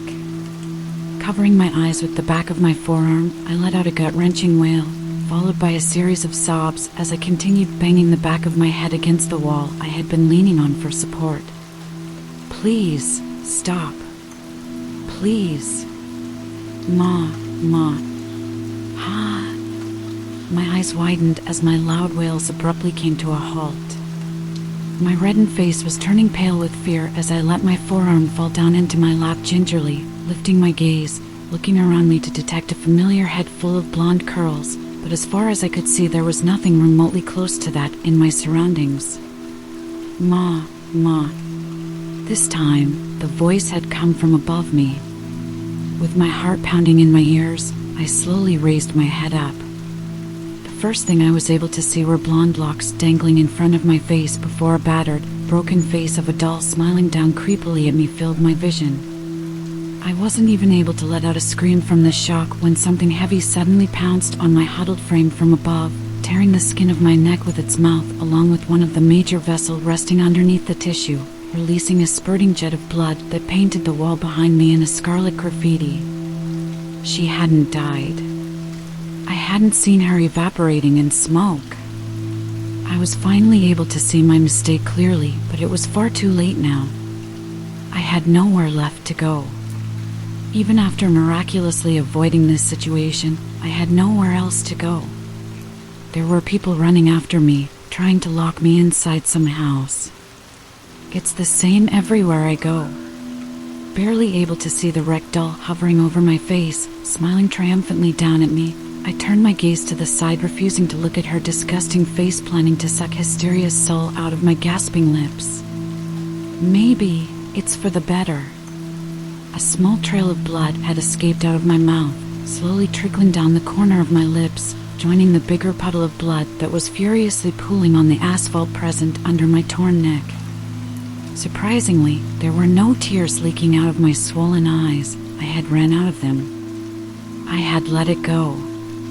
Black dots started appearing in my vision, coalescing as more and more time passed to create bigger blobs of blackness that were slowly devouring every inch of my vision. I was rapidly loosening consciousness, and I knew it wasn't long before I'd end up breathing my last. In my haze, my clouded vision was suddenly lit up with another presence filling it, a dark-clad figure leaning against the opposite wall with his arms folded in front of his broad chest. I couldn't see clearly, but it looked at his skull-painted face was twisted in a frown as he continued staring wordlessly at me until I heard a husky voice ringing inside my head. Call for me. The voice cocooned me into a warm embrace, much like the feeling you get when you return home after a tiring day. It painted a picture of a place that gave me a feeling of belonging. I didn't want to let it go. I didn't want to die like this. Raising my bloodied hand towards the figure, my fingers twitching, itching for him to come closer, I tried motioning for him to reach for me, grab my hand, before everything went black before my sight. Hysteria. I could hear a slashing sound, sword cutting through air accompanied by a loud shriek before everything went deathly silent. Is it over? Am I dead? I could see the light disappearing from my vision. The doors were getting closed. Everything had turned pitch black. My body felt light, its reins left in the hands of these merciless tides, drowning me deeper and deeper inside this unnamed sea of darkness. It seemed like there was no way out until a familiar pair of hot lips met my cold ones in a passionate kiss, bringing me back to my senses. Unlike before, they weren't trying to suck something out of me. Rather, they seemed to be breathing something into me, as if they were pouring their own life into me, sharing their energy with me, merging our completely different existences into one dynamic soul. The more these hot lips caressed mine, the more warmth returned to my freezing ones. The pain arising from the multiple parts of my body seemed to have completely disappeared. I couldn't feel any more of a warm, sticky liquid furiously pouring out of my wounds. The only thing I could sense in that moment was the feeling of a soft pair of plump lips lightly massaging my own, claiming me as theirs. Why? Because I love you, Gia. I was well aware of my benefactor. He had been my tormentor for over a decade, but the sweet taste of this comfort that I had tasted after a long time was too hard to let go so easily. He was the drug critical for my survival. I felt safe, and that was all that mattered to my tangled senses in that moment, as for the first time since forever I slept peacefully after losing myself in the arms of Hysteria. Clinking of wind chimes was the first thing my clouded mind registered. There were multiple ones, but strangely, neither did I feel any wind caressing my skin, nor did the whooshing sound of air make its presence known. There were only numerous strikers hitting the metal tubes, again and again, creating an unsynchronized symphony which soon adjusted itself to create a definite tune, a tune much resembling to that of a musical box. Jack in the Box. Cold freezing water suddenly made contact with my body, clearing my hazy mind immediately as my body jolted up of the ground it had been occupying previously. Oops, my hand slipped. Saucer-eyed, I looked at the source of the sound only to find a grinning Hysteria leaning casually against a wall behind me, holding a musical box in his palm. Just kidding. The sight of blood was making me nauseous. My sleepy gaze slid down my wet form to land on the rough concrete beneath me. Mixture of water and blood had made small puddles all around me on there. Blood. The events from before I had lost consciousness started flooding my mind, making me immediately look at my bitten arm and ankle. There were traces of dried blood on my skin which had turned the puddled water under me into a small crimson pool, yet there were no traces of injuries left. I lifted my left hand to place it at the junction of my neck and shoulder, patting to see the extent of the damage left by the cursed doll on my neck, but the pad of my fingers could detect nothing but smooth skin resting underneath them. It's gone. I'm healed. Sensing a movement out of the corner of my eye urged me to turn my head in that direction. The silhouette holding the music box had moved away from the wall he had been leaning against. Towering over my huddled form, his long legs were standing just behind me. I couldn't see him clearly due to the lack of lamination in the alleyway, yet his translucent amber eyes were glowing brightly, reflecting some invisible light that made his irises appear like a swirling lake of gold. My darling likes gold? Shut up. I couldn't believe I had eventually found the courage to say this to his face. Maybe the multiple near-death experiences had finally kicked in, wrecking what was left of my sanity. Darling. Large warm hands suddenly crawled up my damp tank top from behind, locking just beneath my heaving breasts, tucking me into a hard, sturdy chest. Don't you understand, Gia? They don't believe you. They can never accept you. For them, you're forever going to remain an outcast.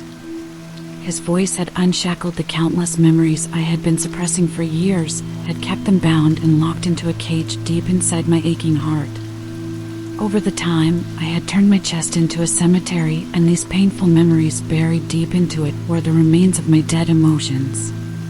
The horror written on my parents' face when I had narrated to them my yearly encounters with Hysteria, the pitiful look my shrink had given me when I had told her about my doll coming to life as the reason behind my hiding in the small cabinet, the bullying and humiliation I had faced in every institute of mine because of my unnatural breakdowns, the way I had been cornered all my life, never allowed to become the part of the crowd. Everything was coming back, washing over me like tides washing over a defenseless broken flank of wood, trying to take it with them to the deepest, darkest parts of the sea.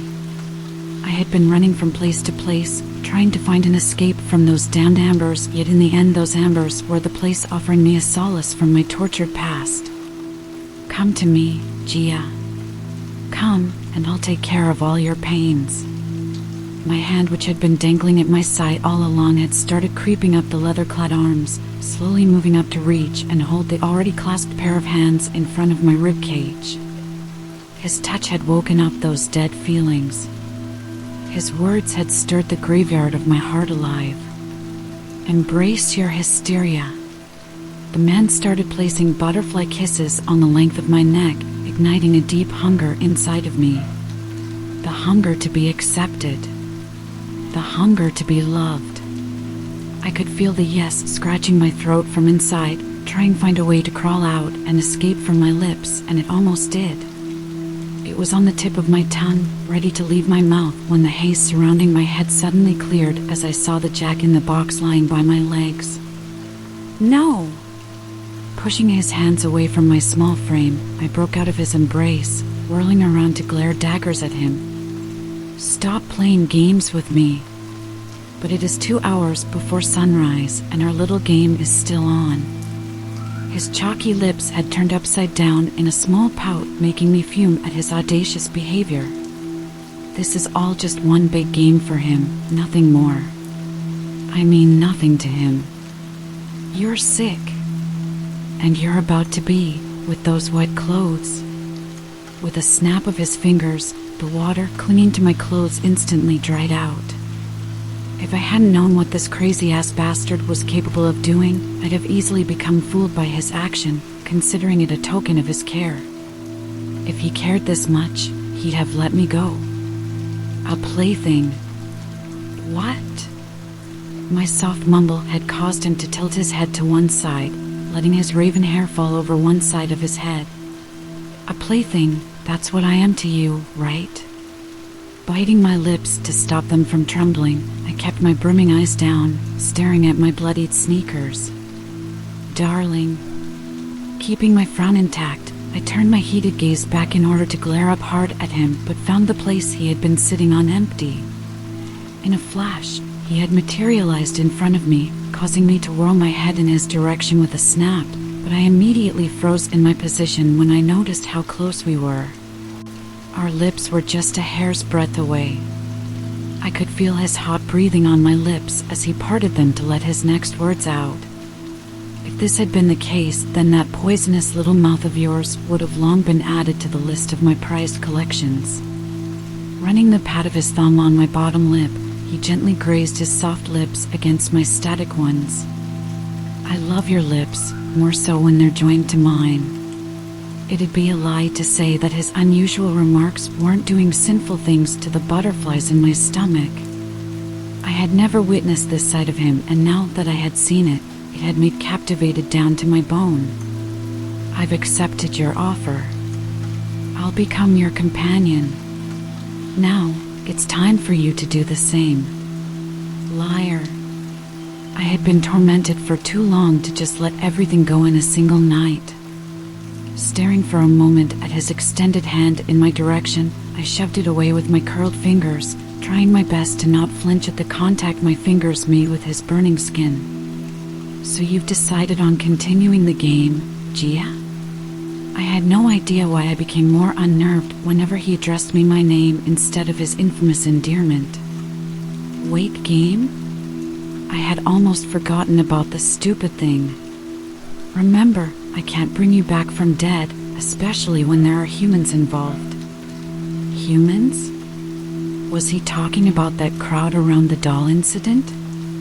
Placing a finger under my chin, he tilted my head towards him, making me crane my neck to look up at him. The unforeseen serious air that had appeared around him had disappeared altogether. He was back to his crazy playful self. Do you know who you're up against, darling? Pushing a lock of hair behind my ear, he neared his mouth to the side of my head before I suddenly felt something warm and wet running up my neck. He was licking my neck. Me. Just as he said that word, our surroundings started melted into a blob of nothingness, changing into a pitch-black room with no source of light before small chips of color started replacing the dark background, merging together to form a bright scenario once again. The room we were standing in was empty of any objects. Its bare walls along with its high ceiling painted with the same color, red. Crimson paint was dripping down from the ceiling onto the floor and the walls, resembling strawberry syrup trickling down snow-white frosting of a cake, but I knew better than that. This was no piece of cake. Slowly, Hysteria, who was still leaning down for the purpose of whispering in my ear, detached himself from me, allowing me to see his newly painted face. Instead of the black and white colors marring his flawless skin, a new addition of green, blue and red had been made to his features, especially the blood red, which was currently sticking to the tip of his nose and stretching his plump, luscious lips into a wide grin. Darling, tell me, what are you most afraid of? Over his shoulder, I could see a figure dressed in a red and blue silk shirt and a pair of bright yellow oversized pants. Similar to Hysteria, there was smeared fake blood on his chalk-white cheek, but his makeup hadn't been done with as much grace as the man looming over me. Adjusting his scarlet wig on top of his head, the clown was waving to me with something that hadn't been in his hands previously, a butcher's knife, his Polaroid camera nowhere to be found. Tell me, darling. Clowns. The scene in front of my eyes was flickering between the dark alleyway where I had fainted due to blood loss and the newfound scenario of blood dribbling down white walls. Nothing seemed absolute to my brain, yet the two clown makeup-wearing creatures stayed the same, the one farther from me proving to be scarier than the one closer to me. End this now, Gia. I'm giving you another chance. Come to me. I could swear I had seen a tinge of desperation in his burning embers, but before I could confirm my suspicion, it was gone as soon as it had appeared. No, never. My answer was absolute. I had decided that I was not going down without a fight. I had fought for years, I had been fighting the whole night, and I sure as hell wasn't giving up in the last hours. Final attempts count more when it comes to a race, because everyone starts with the same speed. Then, go. I hadn't expected him to practically shout in my ear, before pushing me towards an entrance of a big tent which had suddenly appeared there out of thin air. I couldn't get a good look at the entrance due to the abrupt push Hysteria had given me, but the quick glance I had been able to steal revealed something like a clown's wide-open mouth instead of a proper door in front of me. Its wild hair were painted with a dirty green, two white bulbs resting in place of where its eyes should have been, while its jaw was hitting the floor in literal sense, providing the opening to the door lined by its several pointed teeth. I'm so screwed. It was the only thing going around in my head, but I had no other way to go. A cardboard killer clown seemed like a better option than a real one chasing me with a knife. Soon as I skidded inside, passing the blurry, colorful entrance, I was immediately met with a pitch-black screen. There was darkness awaiting me in there, a sea of endless darkness, trying to drown me from every direction. I couldn't even see my hand even if I waved it in front of my eyes. Where the hell has he dumped me this time? Cursing him repeatedly inside my head, I continued sauntering inside the seamless path. There were no walls, doors, objects, nothing hindering my way, but I continued to move my hands in front of me, trying to avoid any expected collision. What's this? My hand had made contact with something smooth, its texture resembling that of a silk's. Grabbing the material between my index finger and thumb, I started rubbing it gently to get a better idea about it. When I couldn't form the picture inside my head, I tugged it towards me, but nothing happened. It seemed to have been stuck. What is he trying to pull now?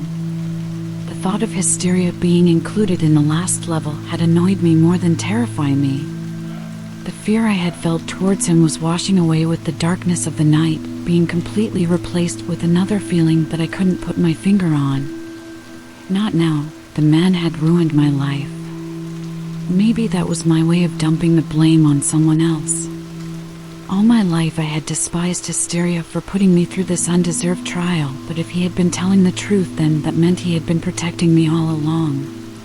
The lines between truth and lies had reduced to a mere blurred border, and I was afraid the moment both these sides merged, the last string holding me at the brink of my sanity would break, letting me fall down a bottomless pit of hysteria. Gritting my teeth, I let go of the soft material, trying to sidestep my way out, but something hard was blocking my way. My hand had landed on a firm surface covered by a smooth material, different than that of the previous one. Trailing my fingers down, I could feel some ridges beneath until my eyes widened with realization. The thing I had been holding onto was an ascot, and now I was trailing my hands down someone's sturdy chest, my fingers lingering on their abs. Hysteria? The name had automatically left my lips as I retreated my hand immediately as if it were caught on fire, but before I could move my body away from him as well, a large strong wrapped around the curve of my waist, pulling me into the same chest I had been rubbing my palm on for the last minute. Got a good feel, darling? A dim red light had suddenly illuminated the room, much like that we see in a photograph developing room, revealing Hysteria's colorfully painted visage to me.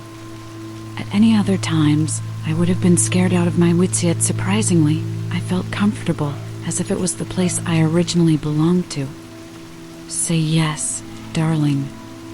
His deep velvety voice, accompanied by his red nose caressing the crook of my neck, brought my attention back to him. Get a hold of yourself, Gia. No. I had intended it to come out with more firmness, but the refutation sounded much weaker out loud. Kiss me, darling. He had started peppering a path up my neck by now. No. Darling, please. The urgency in his tone had almost made me let out a groan. He was driving me crazy. I could already see my defenses tumbling down before my own eyes, and if it continued for long, I wouldn't be able to resist anymore. Just as I was opening my mouth to reply, a loud bang resounded from behind me, sounding like the clanging of a metal door. Found you. Even without looking back, I could tell it was the killer clown I had seen at the foot of the alleyway. Is the demon imitating my worst fear? Why is it even talking to me? Do demons talk like that? Run, Gia. For the second time in the span of last hour, Hysteria pushed me towards an arbitrary direction, and instead of colliding with the wall in front of me, I ended up crossing a hidden door only to see a girl standing at the other side of the door. She was bent forward to avoid a fall, giving a subtle peek of her cleavage, peeping from underneath a dirted, blood-laced tank top. Her long raven tresses were all over the place, numerous tendrils hanging over her shoulder, framing her face as her big doe-like eyes stared back at me with equal astonishment. I was looking at my own reflection, and it was not the only one in there. There were many. I was standing in a hall of mirrors. Am I in a carnival? The same carnival the clown had been talking about? But people could see him, right? How could they see him? Wait, dash. A sudden realization made me freeze in my stance. He was talking to people, but none of them answered him, right? They were only looking at me. The clown I had encountered at the start of the night was a dark creature, and the information had become too much for me to digest. I need to get out, and I need something to attack him. He's bigger than me. Forcing my legs to walk faster, I desperately tried searching a way out of there, my movement only ceasing when my eyes found two other figures joining me inside the maze. Hysteria and the killer clown. Hysteria was signaling me with his fingers to come towards him, while on the other hand, the clown was licking the shiny blunt edge of his blade, as if he were teasing me with my inevitable fate. Is this what it is? I have to absolutely choose between these two? Death or hysteria? Screw you both. Shouting my reply out loudly, I turned the other way, attempting to creep away from there and find another way out. Just as I was patting all the mirrors in the room, a hand tightly clutched my wrist, jerking me towards a tall figure. I had anticipated it to be Hysteria, but the notion immediately left me as I saw an ugly-looking makeup-clad face baring its teeth in front of me. Its teeth aren't pointed. Why doesn't it look demonic? A cold, sharp object running on my cheek brought me back to reality as I focused my widened eyes down to find him tracing his sharp blade on my face. I tried moving back instantly, but the man folded my arm behind me, putting it close to my waist to trap me in. His hold was too tight. His fingers digging into my skin were nearly cutting my blood supply off.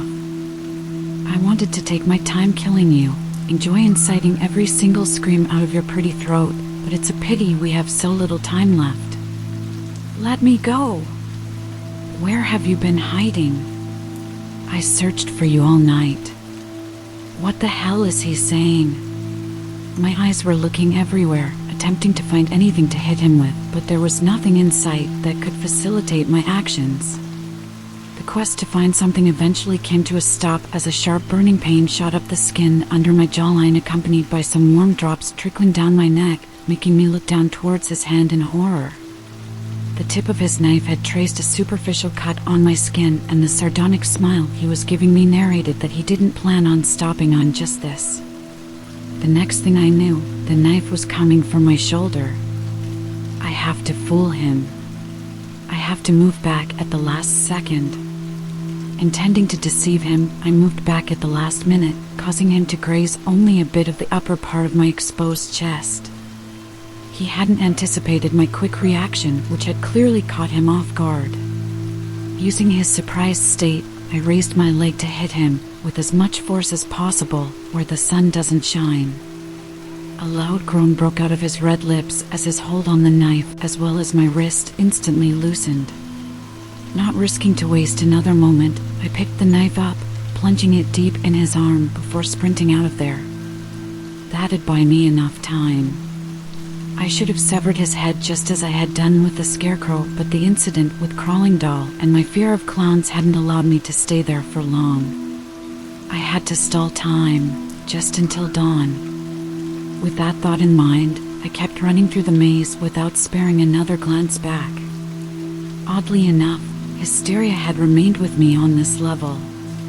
Even if I couldn't see him, I could feel his presence. My theory only strengthened more when all the mirrors I was encountering started becoming foggy. There were small arrow signs present on the surface of the glass, appeared to have been made by a finger. Knowing I wouldn't have a better chance at surviving against the man alone, without any object to protect myself with, I had decided on following the arrows. My main motive was to get out of the maze for now, with or without Hysteria's help. My scurrying feet abruptly halted in their track as I saw a black door coming into my sight. The Hall of Mirrors' end looked like another similarly ominous route start. Should I go in? I didn't have much time to contemplate as a thudding sound resounded behind me. Is he already here? Without wasting another moment, I yanked the door open, rushing inside the unknown path. I was barely able to stop myself in time before I ended up tumbling down a series of slides leading into a huge ball pit. By huge, I mean massive in every meaning. I could hide myself in there quite easily and no one would see me. Fumbling alone with the balls in it could take hours, which means anything could be waiting for me down there, hiding beneath layers and layers of radiant balls. What do I do? Looking back, I could hear a series of cuss words along with some loud groans drawing closer and closer to me, causing me to clutch my hands into a tight fist. There's no other way. Biting my bottom lip in frustration, I hurriedly lowered myself down in the front of the slide before letting myself slip down the shiny surface. As I got lower and lower, I was able to see a door on the far side of the room, hidden partially by the balls. I just have to reach the door. Gripping the elevated sides of the slide, I opened my legs wide in order to stop myself from falling face first into the pit. I was somehow successful in halting my motion in a not-so-graceful manner. No one's giving me a medal for it anyways. It was flabbergasting how my brain could come up with a sarcastic remark in such a life-threatening situation. Maybe life-threatening had become my new normal. Reaching the bottom line, I stood up, pausing for a moment as I stared at the sea of softballs hindering my way to the door. Chewing on my bottom lip, I carefully placed one leg inside the ring full of balls. A breath I didn't know I had been holding in left my lips as I felt the familiar firmness of ground beneath my foot. Just some more steps. With my other leg following the same lead, I started shoving the balls out of my way as I pushed my legs to work hard against the friction provided by the balls. Suddenly, another rustling sound joined in the sounds resounding through the vacant room, making my hand, which was halfway over to throwing a ball away, halt in its place. I'm the only one in here, no? Slowly, I turned my head to stare at the elevation that had formed behind me in the pit. It looked like someone underneath the balls was trying to stand. Run. Whipping my head back in record speed, I started working my legs harder and harder to reach the wooden door, but, similar to the whole night, things didn't seem to be going my way. The rustling behind me had increased with the same pace as mine, maybe more so. Without halting my efforts, I turned my head to look back, which didn't prove to be a very wise choice. The thing hiding beneath the balls had started moving swiftly towards me like a mole traveling underground, ready to pop out of the surface any moment. What in hell is that? Suddenly my shoulder collided with a hard surface, making me almost fall back before a warm hold gripped my arm, tugging me towards itself. H! Shoo, it's me, darling. My body suddenly stopped thrashing around, my head still looking at the underground thing's direction, which seemed to have ceased upon sensing Hysteria's presence. Slowly, the raised part of the pit fell back to the surface again. How? I already knew the answer, but I wanted to hear it from my own ears. Little demons get scared easily when they sense someone more powerful than them in the same vicinity. Are you a demon, too? Don't insult me. Then what are you? A jinn? Hysteria. Suit yourself. Frustrated of him going round and round in circles, I decided to sidestep him, deciding to continue my venture towards the door lest another ravenous being attacked me. Don't go, darling. For the umpteenth time in that night, Hysteria's big warm arms snaked around my waist, bringing me close to his broad chest. My eyes went wide with shock as I heard the pleading in his voice, which by now had become too eager to be ignored. Come with me, darling. There was a tug-of-war going inside my head. All my life I had hated this creature, yet now he was the only one standing by my side, helping me through the night.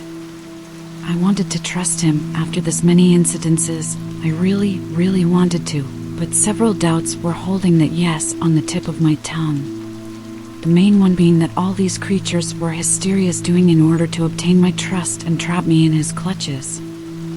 Say yes, darling. My eyes nearly popped out of my skull when he, without any notice, planted his hot lips on the corner of my mouth, grazing the skin there lightly without touching my lips directly. He had rendered me unable to think anything else. I wanted an escape out of this hellish life, and I was willing to accept a way out even if it meant in the form of a deceptive entity of night. Dash. There you are, bitch. The angry voice coming from behind me stopped me midway, causing me to whip my head around only to stare at the fuming killer clown already slipping down the slide. Run. My feet immediately obeyed the domineering command, sprinting towards the door while my mind was still stuck at the pitiful look Hysteria had thrown my way for a quick moment. From run, darling. Run, to run, Gia, and eventually landing on run, every ounce of playfulness seemed to have left him. Shaking my head to clear these unwanted thoughts, I focused back on the situation at hand, my fingers clasping the door handle. I yanked it towards me. It was difficult opening the door due to the resistance produced by the numerous balls in its path, yet I somehow managed to open it after 2 to 3 wild tugs. The parting door revealed a dimly lit narrow passageway which looked like something you'd happen to encounter in a horror maze, a rotating room. Is it a circus-themed haunted house? It sure looked as one, but there were no people around. It seemed to be closed. Well, it's almost dawn. Passing a subtle glance at the railing attached on both sides of the passage, leading to a door with exit written in bold on top, I dashed forward to reach it as soon as possible. Pausing at multiple points had slowed me down in comparison to the killer clown after me. It felt like déjà vu, reminding me the incident with Scarecrow when I was just about to reach for the doors. His hand had gripped my hair, but this time I was prepared. I slowed myself down deliberately, and the moment the clown let his guard down, I jabbed my knee back in his face, hitting his nose. A loud thud echoed around the empty room, making me think that I had been successful in my attempt, but all too soon, the short-lived happiness turned into pure horror when the kneeling clown immediately went for my ankle, causing me to lose my balance and plummet to the floor. Despite being injured, the bastard had remarkable strength. I had fallen face first on the ground, and much of the impact was absorbed by knees, arms, and chest, which had played a major role in knocking the breath out of me. I was sure it was going to bruise bad, only if I stayed alive to see the day. I was lying on my chest, trying to normalize my breathing while the hand holding my ankles started pulling me back towards the killer clown. With my other leg, I tried kicking his injured arm, face, anything that I could, but it was far out of my reach. That's when I turned my head back a bit and noticed something that I had failed to see before. Blood was marring the silk costume near the killer clown's arm. Do demons bleed? My pondering was brought to an abrupt halt when I felt the clown's fingers digging hard into my skin, continuing to tug me closer. What do I do? How do I hit him? The gears inside my head were rapidly turning around. It was a bare room. I had nothing to cause damage. That's when I saw something on my way looking down, my bronze belt giving a subtle glow in the neon lights of the room. Staying on my bruising chest, I let my hands creep under the shade of my body, trying to untie my belt as fast as I could without making things obvious. I had been successful in the process. The belt was secured as a bundle in my hands, hidden by my torso, and as soon as I felt myself getting enough close to the clown, I swung my free leg over the caught one, turning myself swiftly before hurling one side of the belt hard across his face, hitting his cheek and nose with the metal buckle. A loud shriek echoed inside the room as the clown immediately let me go. I was about to get up and hurry towards the door when I saw the clown's knife lying around on the ground. What if it came after me again and I didn't get a chance like this? With some thought, I picked the knife up gingerly, clutching the wooden handle inside my palm tightly. I'm sorry, but it's either you and me, and I choose myself. Raising the knife high over our heads, I was about to plunge the knife in the man's neck, but before I could shove it inside his flesh, his uninjured arm shot out to grip my wrist in a tight hold, wrapping his legs around me before using his weight to throw me off balance and switch our positions. Wrong move, sweetheart. You should have run.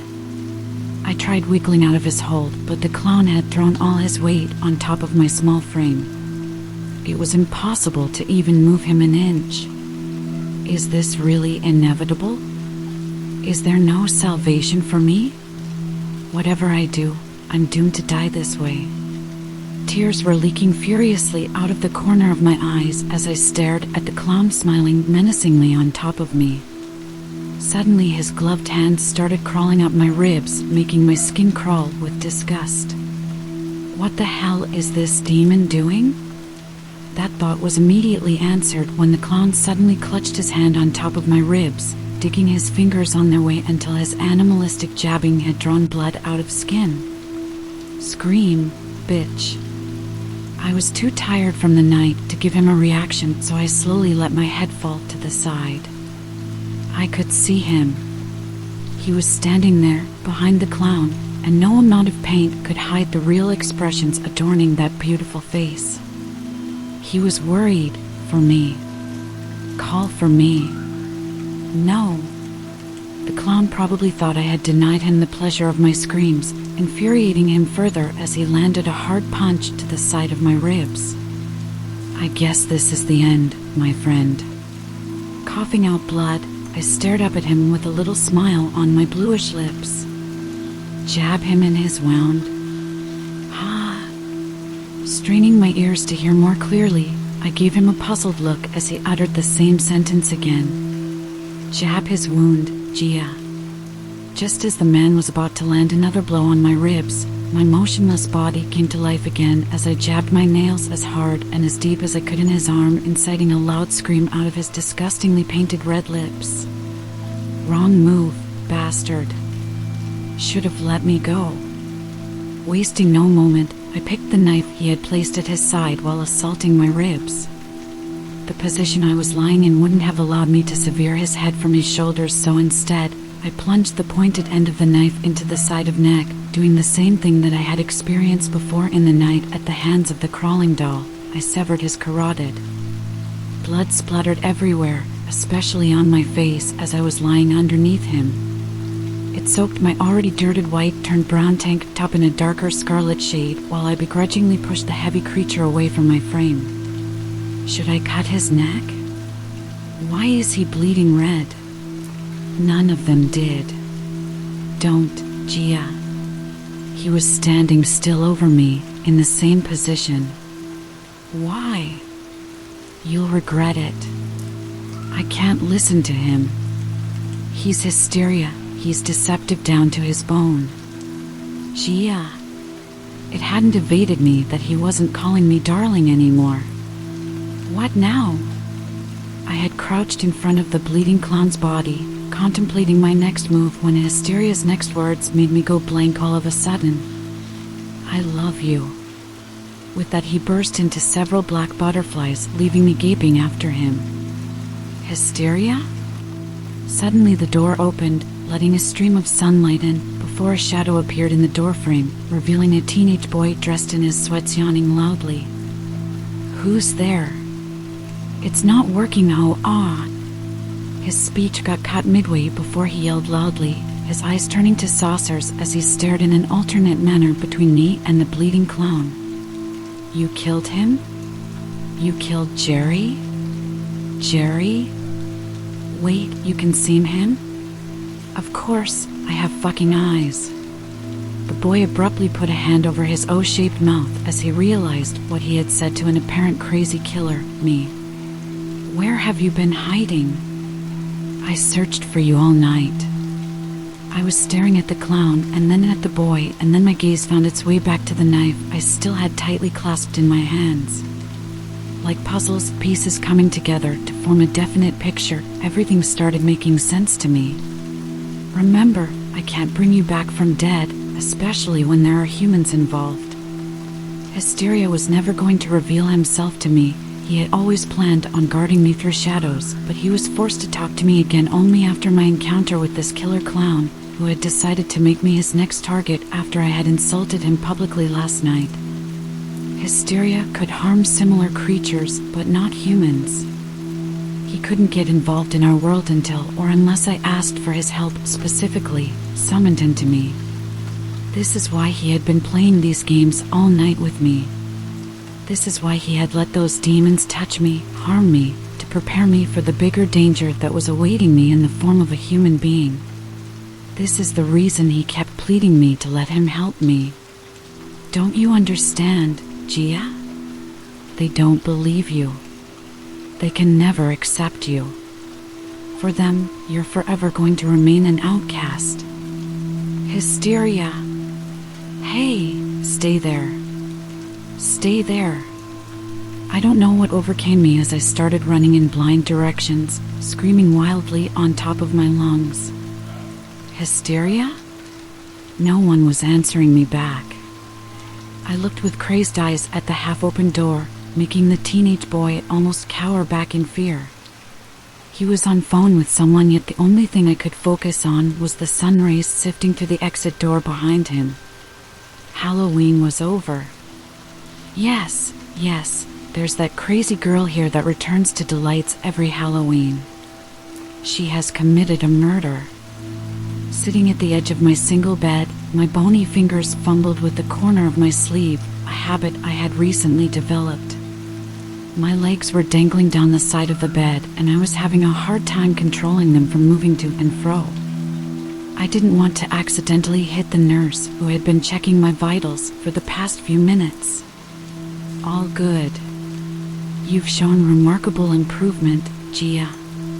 After all the mind drilling you guys put me through, wasn't it inevitable? I wanted to scream this in her face, yet I only nodded a bit in acknowledgement, my loose raven locks bouncing up and down with my bobbling head. They had lost their shine. My body was in a similar condition as well. I had lost weight. Deep dark circles were marring the skin around my eyes. My lips had become pale and chapped. The little amount of life that I had in me left me the day Hysteria disappeared. Put your hand forward, Gia. I want to see you consuming these. Don't fake it like last time. Smiling to myself, I let go of the cotton sleeve of my plain uniform, extending my palm in front of her, Martha. She was a nice, middle-aged woman working as a caregiver in this asylum for the previous 2 years, 1 year before my admission in here. She had 2 little girls, both a handful. That was all what she had told me, in hopes of striking a conversation, in hopes of getting something out of me, yet she could never succeed. I never opened my mouth. I didn't talk to anyone. Fortunately, the man I had fatally injured was an infamous serial killer who had already killed 2 girls before me. My attempts at injuring him were considered a self-defense, but the little show I had put up in the town square along with my frantic state in the morning the teenage boy found me in the carnival didn't really prove to be in my favor. I was made to go through different psychiatrists, but I was unable to provide any valid reason for my actions. I couldn't tell them why I was doing what I did. I couldn't tell them how I ended up in there. Nothing. In the end, it was decided for me to be put into a healthcare center, a fancy name for a mental asylum. My parents couldn't do anything either. My mom only cried whenever she came to visit me because I kept repeating the same words again and again. Let me go.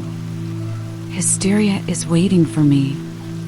I caused a fair share of ruckus in the starting months, but I had gotten better with time. They tried their best to brainwash me. I couldn't blame them. It was their job after all.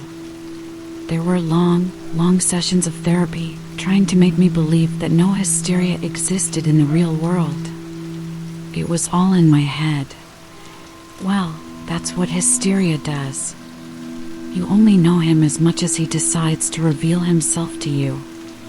Maybe I'd have ended up believing them eventually if I didn't see a man with amber eyes standing in one corner of my room whenever I was creating a scene, tearing and throwing things, screaming as loud as my vocal cords allowed until a pair of nurses came in to hold me down while one of them injected me with a tranquilizer. Each time, the last thing I saw before losing consciousness was his silently pleading eyes. In those rare moments I got to see a glance of him, he didn't have his face covered with ink markings like before. If it hadn't been for those beautiful ambers, I wouldn't have been able to recognize him. The beautiful pale man who stood in a corner of my room didn't talk to anyone, just stared. After months of injections and pills filled with sedatives, I had succumbed to their will. I had confined my life to this room. I had stopped taking the only name that I used to call. Hysteria. Come on, dear. Blinking back, I realized Martha had already placed the pills in my hand and was waiting for me to take my medication. Keeping gaze glued to my lap, I took the glass out of her hand before placing the pills at the back of my tongue, trying not to cringe at the bitter taste as I washed them down with the tasteless water. Sorry for hurrying you, Gia. It's just that I need to go back early this evening. My girls are waiting for me to return so they can go trick-or-treating. What did you say? If Martha hadn't used her great reflexes to catch the glass slipping out of my hand, it would have brutally shattered down into several transparent shards. Trick-or-treating, dear. It's Halloween. For the first time since I could remember, a small smile tugged at the corners of my lips hearing the name of Halloween. I would have never thought that the ominous night could ever bring me this amount of joy. Happy Halloween, Martha. I could tell Martha was visibly shocked, maybe even freaked out by the smile gracing my dried lips. Happy Halloween, Gia. Collecting her things in a noteworthy speed, she was out of the door in record time. Ha! Letting out a sarcastic chuckle, I let my back hit the hard mattress, covering my heated eyes with the pad of my cold fingers. The room had suddenly turned quiet, too quiet. Welcome to my kingdom, darling. I was hearing this voice after a whole year, but it hadn't changed a bit. It was still as lively and playful as it was a year ago, and it was still stirring the strings of my heart as it had on the last Halloween. Darling, good girls shouldn't cry. I hadn't let out a single sob. My hands were covering my eyes, yet he had still managed to know that I had started crying. Come closer to me, please. Because it seemed like he was hearing everything I was whispering to my soul by the way his voice had definitely inched itself closer to me. Big bad wolves love it. Not being able to control myself, I sprung myself out of the bed, almost throwing myself in the arms of the man leaning against my bed. He seemed to be prepared for it too, as the moment my arms wrapped around his strong shoulders, his big hands clutched the curves of my waist, catching me midair. How has my darling been? Shut up. You left me. Placing my head in the crook of his neck, I started sniffling uncontrollably as big fat droplets slowly trickled down the corner of my moist eyes, soaking the stuff of his tailcoat. I was here, darling. I never left you. I just couldn't reach you. You hadn't given me the permission. Sitting on my bed, he had lowered me down on his lap. I was practically straddling him. One of his warm hands had stayed locked around my waist, while the other one had started stroking the top of my head. I thought you'd never return. I still couldn't believe that I was in his arms. My hands were continuously rubbing the length of his back, trying to engrave his feel in my mind, trying to make myself believe that it was all reality, not what the workers had been trying to feed me for the past 1 year. How could I not? I had a taste of you once. It was impossible to keep myself away now. A year had passed, and it was by far the most difficult period of my life. Every single day was pure torture, a mixture of sobs, screams, mental breakdowns, and sleepless nights. But not anymore. Placing my hands on his shoulders, I detached my body from his, putting some distance between us so that I could stare straight into his eyes. Do you love me? I love you, Gia. The reply had come in a heartbeat. He didn't take any time to contemplate his answer. The surety was clearly visible in his eyes. Since when? Love doesn't give you a particular date or time. It just happens.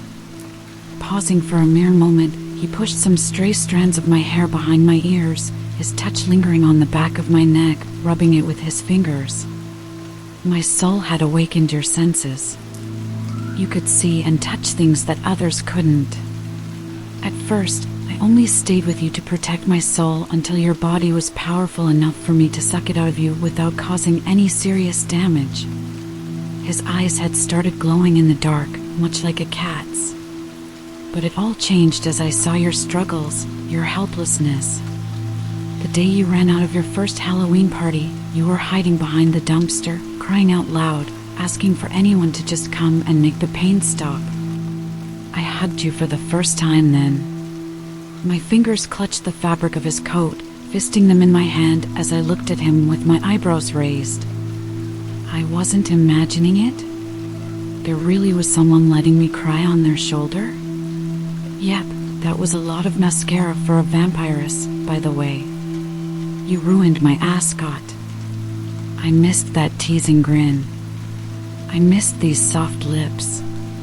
Bending forward, I quickly stole a chaste peck from his smiling lips, making them part in surprise. So, is the deal still up? I was trying my best to appear calm and composed despite my embarrassment quite visible through the light shade of pink covering my cheeks. As sure as you are while choosing red lingerie. That earned him a slap to his shoulder. Ouch. It hurts. What have they been giving you? Hulk steroids? It wouldn't be hysteria if he wasn't being this crazy. Pressing my lips to hide the smile threatening to spread over my lips, I lowered my head, placing a soft kiss on his stubbly cheek before leaning the side of my head on the adjacent shoulder. Take me with you. For a moment, he didn't say anything. I could hear nothing except for my rapidly beating heart drumming inside my ribcage. Say something. Rustling of clothes reached my ears. His hold on my waist was tightening as he tried bringing me impossibly close to his frame, keeping me caged inside his arms for a moment too long before separating our perfectly molded bodies away from each other. As my darling says. He had sat up straighter and was peering down at me with his beguiling gaze. His ambers kept flickering between my eyes and lips. Kiss me, darling? It was me who had said this, trying to tease him with own words. I embraced my hysteria. Bringing my lips closer to his plump ones, I lightly grazed them with my mouth, inciting him to end what we had started a year ago. I love you, Hysteria. That seemed to be the last string of my sanity and his control, which my words had cut and tattered into several pieces. Without wasting another moment, our lips met each other in a hungry kiss, much like how two people joined hands, held onto each other before jumping down a cliff into a lake. But this was no lake. This was a sea of hysteria.